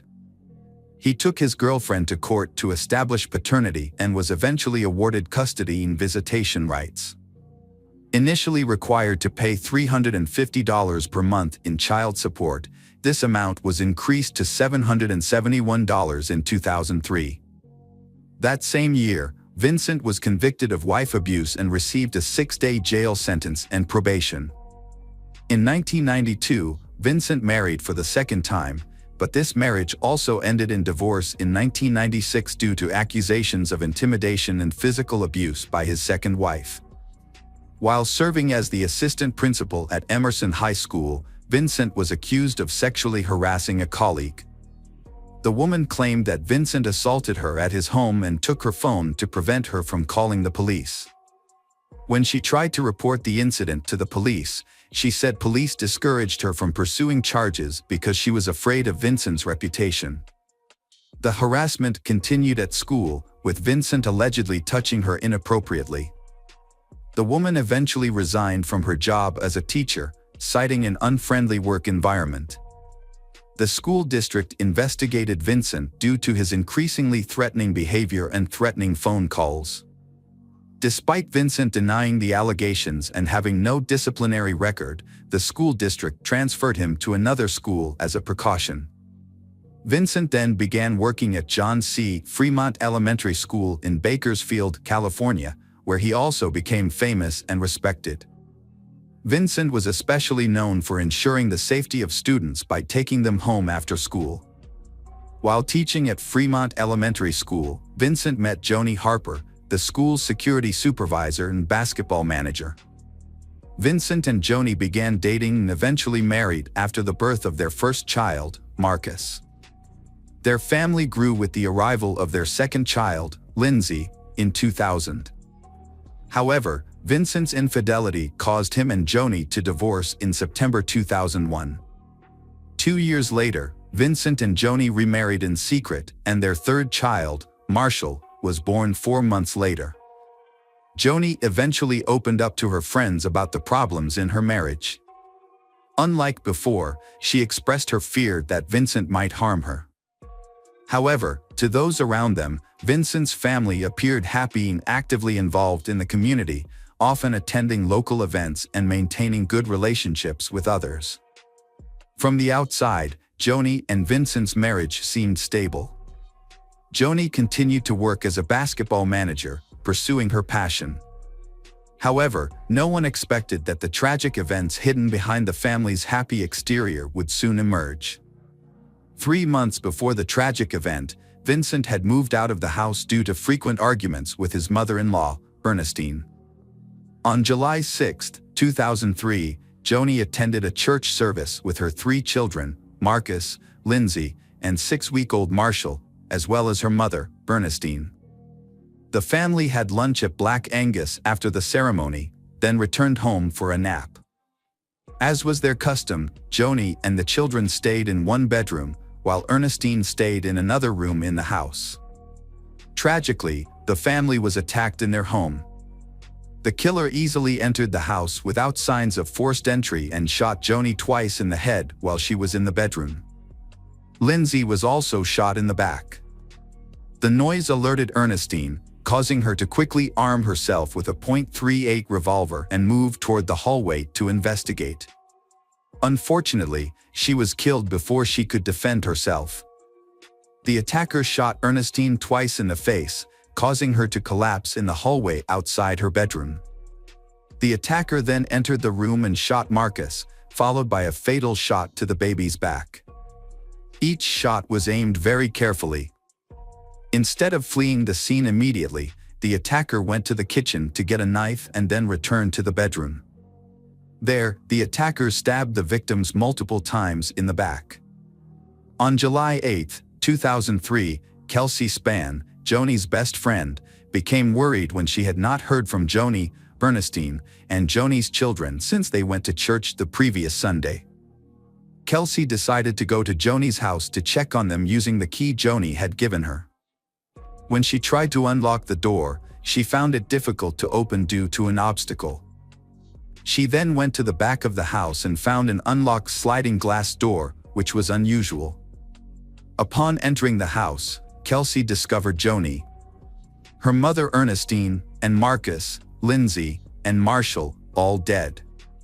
Kelsey immediately contacted authorities at 7 a.m.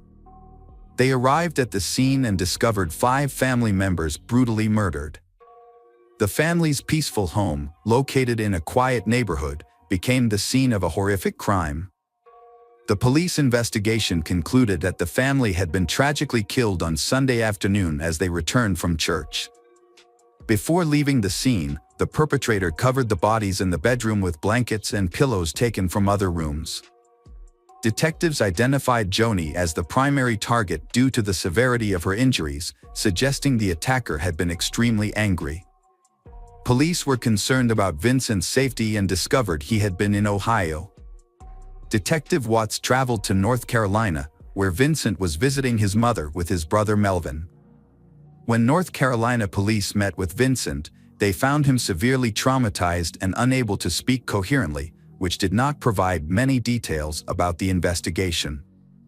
Vincent's behavior was inconsistent with that of a murderer, and because he had been on the other side of the country when the murder occurred, police initially ruled him out as a suspect.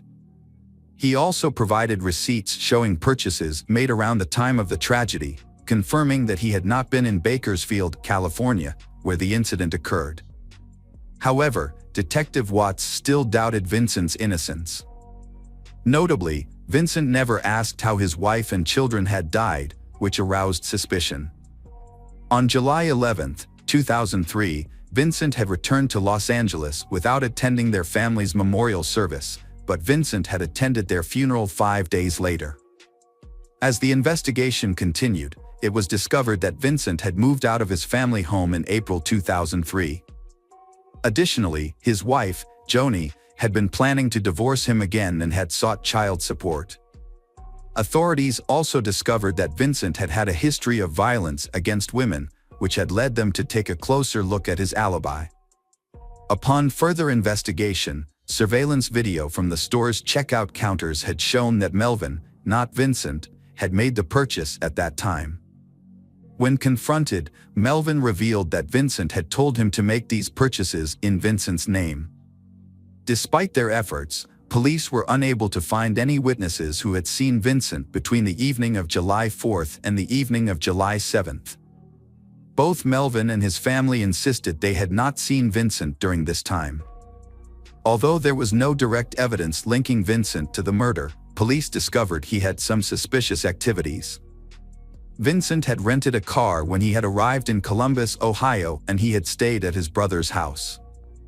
Police suspected Vincent had flown to Columbus on July 2, 2003 to visit family, then returned to Bakersfield on July 4, where the tragic incident had occurred on July 6. He was supposed to return to Ohio on July 7 and had arrived late that evening. Law enforcement had conducted a thorough inspection of the Dodge vehicle, paying special attention to its radiator and air filter.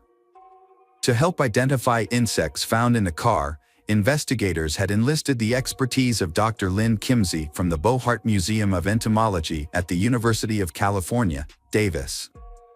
Dr. Kimsey carefully had analyzed the insects and identified more than 100 species, including several species found only in the western region beyond the Rocky Mountains.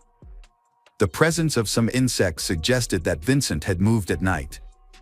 By carefully analyzing the insects, Dr. Kimsey had been able to plot a path that showed the car had traveled west from Ohio. Investigators later had tracked down the 5 previous car renters and confirmed that none of them had driven the car to California or near the Rocky Mountains. Police also had examined photographic evidence and found the end of a rubber glove in the laundry room. DNA testing showed a match. It belonged to none other than Vincent Brothers. Detective Watts had discovered that Vincent had been planning to leave town and had begun selling his assets, including putting his house on the market. As a result, Vincent had been arrested on April 30, 2004 and charged with 5 counts of first-degree murder. The trial began in 2007, with prosecutor Lisa Green leading the case. The prosecution argued that Vincent's motive for the murder had been financial, suggesting he had acted out of fear of having to pay child support due to his impending divorce from Joni. The prosecution portrayed Vincent as a serial adulterer who often had disappeared for long periods of time and who could become violent. To support their case, the prosecution called several witnesses, including Dr. Lynn Kimsey, who testified that the insects found in the Dodge were consistent with insects commonly found along Interstate 70. This testimony was further supported by evidence showing 5,424 miles had been driven from July 2 to July 11 in accordance with the prosecution's statement. However, when Melvin had appeared in court, he tried to change his previous testimony, claiming that he had lied to the police about Vincent giving him a credit card to use. In response, the defense presented an expert on high-speed driving, who argued that maintaining an average speed of 70 miles per hour during the trip from Ohio to California had been extremely difficult. The defense also presented its pathologists, who testified that the murders could have occurred as late as Monday morning, July 7, 2003. The defense also had presented interrogation tapes to prove that Melvin had been pressured by police to change his statement. Additionally, they called a witness who claimed to have seen a car accident involving Vincent on Sunday morning, in which a boy on a bicycle had collided with Vincent's rental car at an intersection. Although the incident had not been reported to the police due to the lack of damage or injuries, the prosecution attempted to verify the story. Vincent had taken it upon himself to defend himself. He had strongly denied all accusations about his married life and had firmly denied the accusation of murdering his family. Throughout his testimony, Vincent had become emotional and had shed tears several times. The prosecution had called Carla Tuya, principal of Franklin School, as a witness. She had testified about her past relationship with Vincent, which had begun in 1996 when his son was born and had ended in 2002 when she had decided to end it. Carla revealed a shocking secret that she and Vincent had been intimate just weeks before the family tragedy, directly contradicting Vincent's previous denials about everything. This admission had damaged Vincent's claim to fidelity to his family. The prosecution had argued that the crime had been carefully planned in advance. Thanks to knowing the family's Sunday habits, the murderer had gained an advantage and had had the opportunity to strike. The perpetrator had taken advantage of this and had waited until the whole family was asleep, then had used the spare key to enter the house through the sliding glass door and had killed each family member. On May 15, 2017, Vincent had been found guilty of 5 counts of first-degree murder, making him eligible for the death penalty. The jury had reached this decision after hearing testimony from 137 witnesses and deliberating for nearly 2 days. After the verdict, Vincent had been removed from the courtroom and had been returned to the Luro detention facility under tight security. Then, on September 27, 2007, Durham County Superior Court Judge Michael Bush had sentenced Vincent Brothers to death by lethal injection. Hello, crime enthusiasts. Are you ready for another chilling investigation? The case of Jennifer Brown. Jennifer Brown, born in 1979, is an energetic and vibrant woman. She has the ability to spread positive energy to those around her through her optimistic attitude and way of life. People who know her often wonder how she can do so much and still maintain such a positive spirit. But in fact, her positive energy comes from being a mother, a role that she always loves and cherishes. She and her son Noah have a special relationship. Although no one knows about Noah's father, it does not affect their lives. Jennifer became stronger after Noah was diagnosed with autism. She has become a strong support and best friend to her son. The relationship between Jennifer and Noah is known and admired by everyone. They spend a lot of time together, share happy moments and support each other when needed. The small town also loved the family for their cheerfulness and kindness. However, no one could have predicted Jennifer's disappearance. On January 3, 2023, she disappeared without a trace. The next morning, the Limerick Township Police Department received a missing person call from Antonio Blair Watts Richardson, a close friend of Jennifer's. Although it had been less than 24 hours since he last saw or heard her voice, his anxiety was growing. Blair Watts had been trying to contact Jennifer for hours without success. All his attempts went unanswered. This behavior was completely unlike her, as she was a responsible person who always answered calls or messages, especially when it came to matters related to her son Noah. However, on this day, the boy's mother did not come to pick him up after school. This made Jennifer's family and friends very worried, as they knew her to be a caring mother who always cared about her children. This sudden disappearance made everyone feel uneasy. Blair Watts' call to the police was the beginning of a long and mysterious investigation that would later affect the entire city and cause a great tragedy. After Blair Watts reported his girlfriend missing, a major search began. Police, family, and friends joined forces, hoping to find any clues that could shed light on Jennifer's disappearance. Many questions were raised, and the main one was what could have caused this caring mother to abandon her son without any explanation. At 4 p.m. that afternoon, Officer Stephen Crawford of the Limerick Township Police Department arrived at Jennifer's family home to investigate the situation. Upon arrival, Officer Stephen found Jennifer's car still parked on the front porch. Upon entering the home, he discovered that her keys, wallet, and tablet were still inside the home. However, Jennifer's cell phone was nowhere to be found. During further investigation, police discovered that Jennifer's phone had been turned off at 7 a.m. on January 4th and had not been located since. The phone's last recorded location was near Lewis Road and Ridge Pike in Limerick Township. This discovery was a serious sign in the investigation, suggesting that something terrible might have happened to Jennifer. Young Jennifer Brown is missing and the police have begun an investigation. Investigators have questioned her family, friends, and neighbors, hoping to find information about her disappearance. However, no one has been able to provide useful information. Aunt Diane Brem and Jennifer's friends Tiffany Barron and Blair Watts are convinced that Jennifer would never have left alone. The reason is that she could not leave her son. She was a loving and devoted mother. All efforts by authorities and volunteers have been fruitless. They have not found any trace or clues to Jennifer's whereabouts. Her loved ones have appealed to the public through the media for information about her disappearance. A reward has been offered, but to no avail. Jennifer Brown's disappearance has left both investigators and her family with many questions and concerns. The police investigation has begun to examine every detail of the day she went missing. Blair Watts, the last close friend to see Jennifer alive, has come forward to share her story. On a typical January afternoon, Jennifer and Blair Watts chatted intimately in the warm living room about life, future plans, and their children.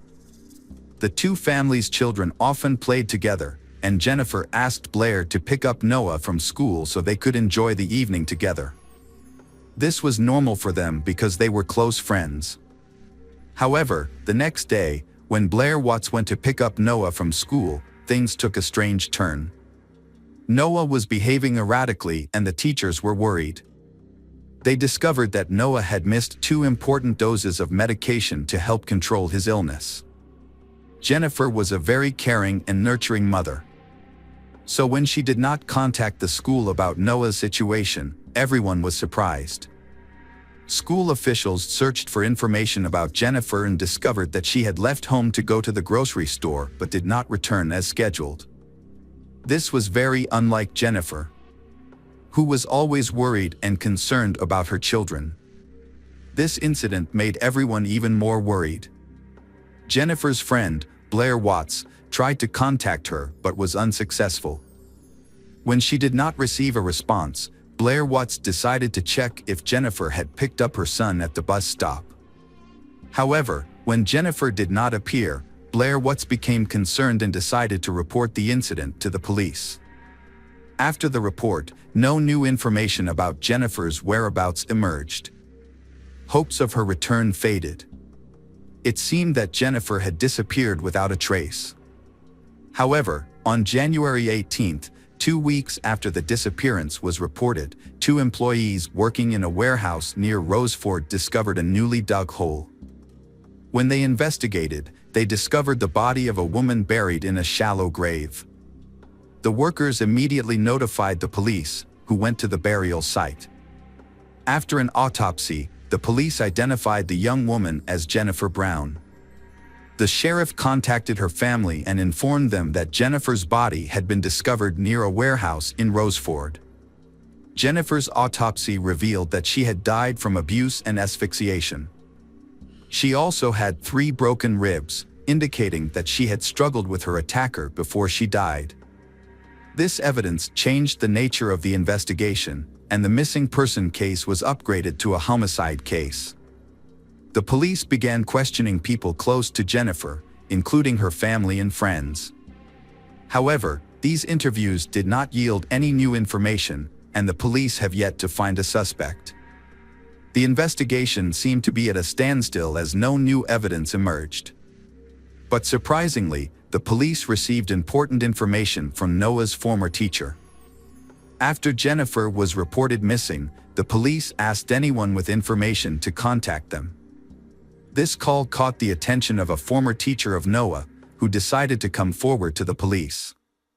A teacher recalled Jennifer's case, which initially seemed trivial but raised suspicions after the verdict.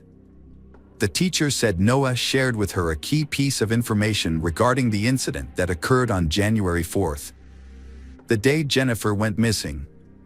Noah told her that when Blair Watts picked him up from the bus stop on January 3rd, he saw his mother's personal cell phone in Blair Watts' pocket. He immediately recognized the phone because a childhood photo of himself was displayed on the lock screen. This became the key to the investigation into Jennifer's murder. The police had previously assumed that the killer had taken Jennifer's cell phone, but Blair Watts now became the prime suspect.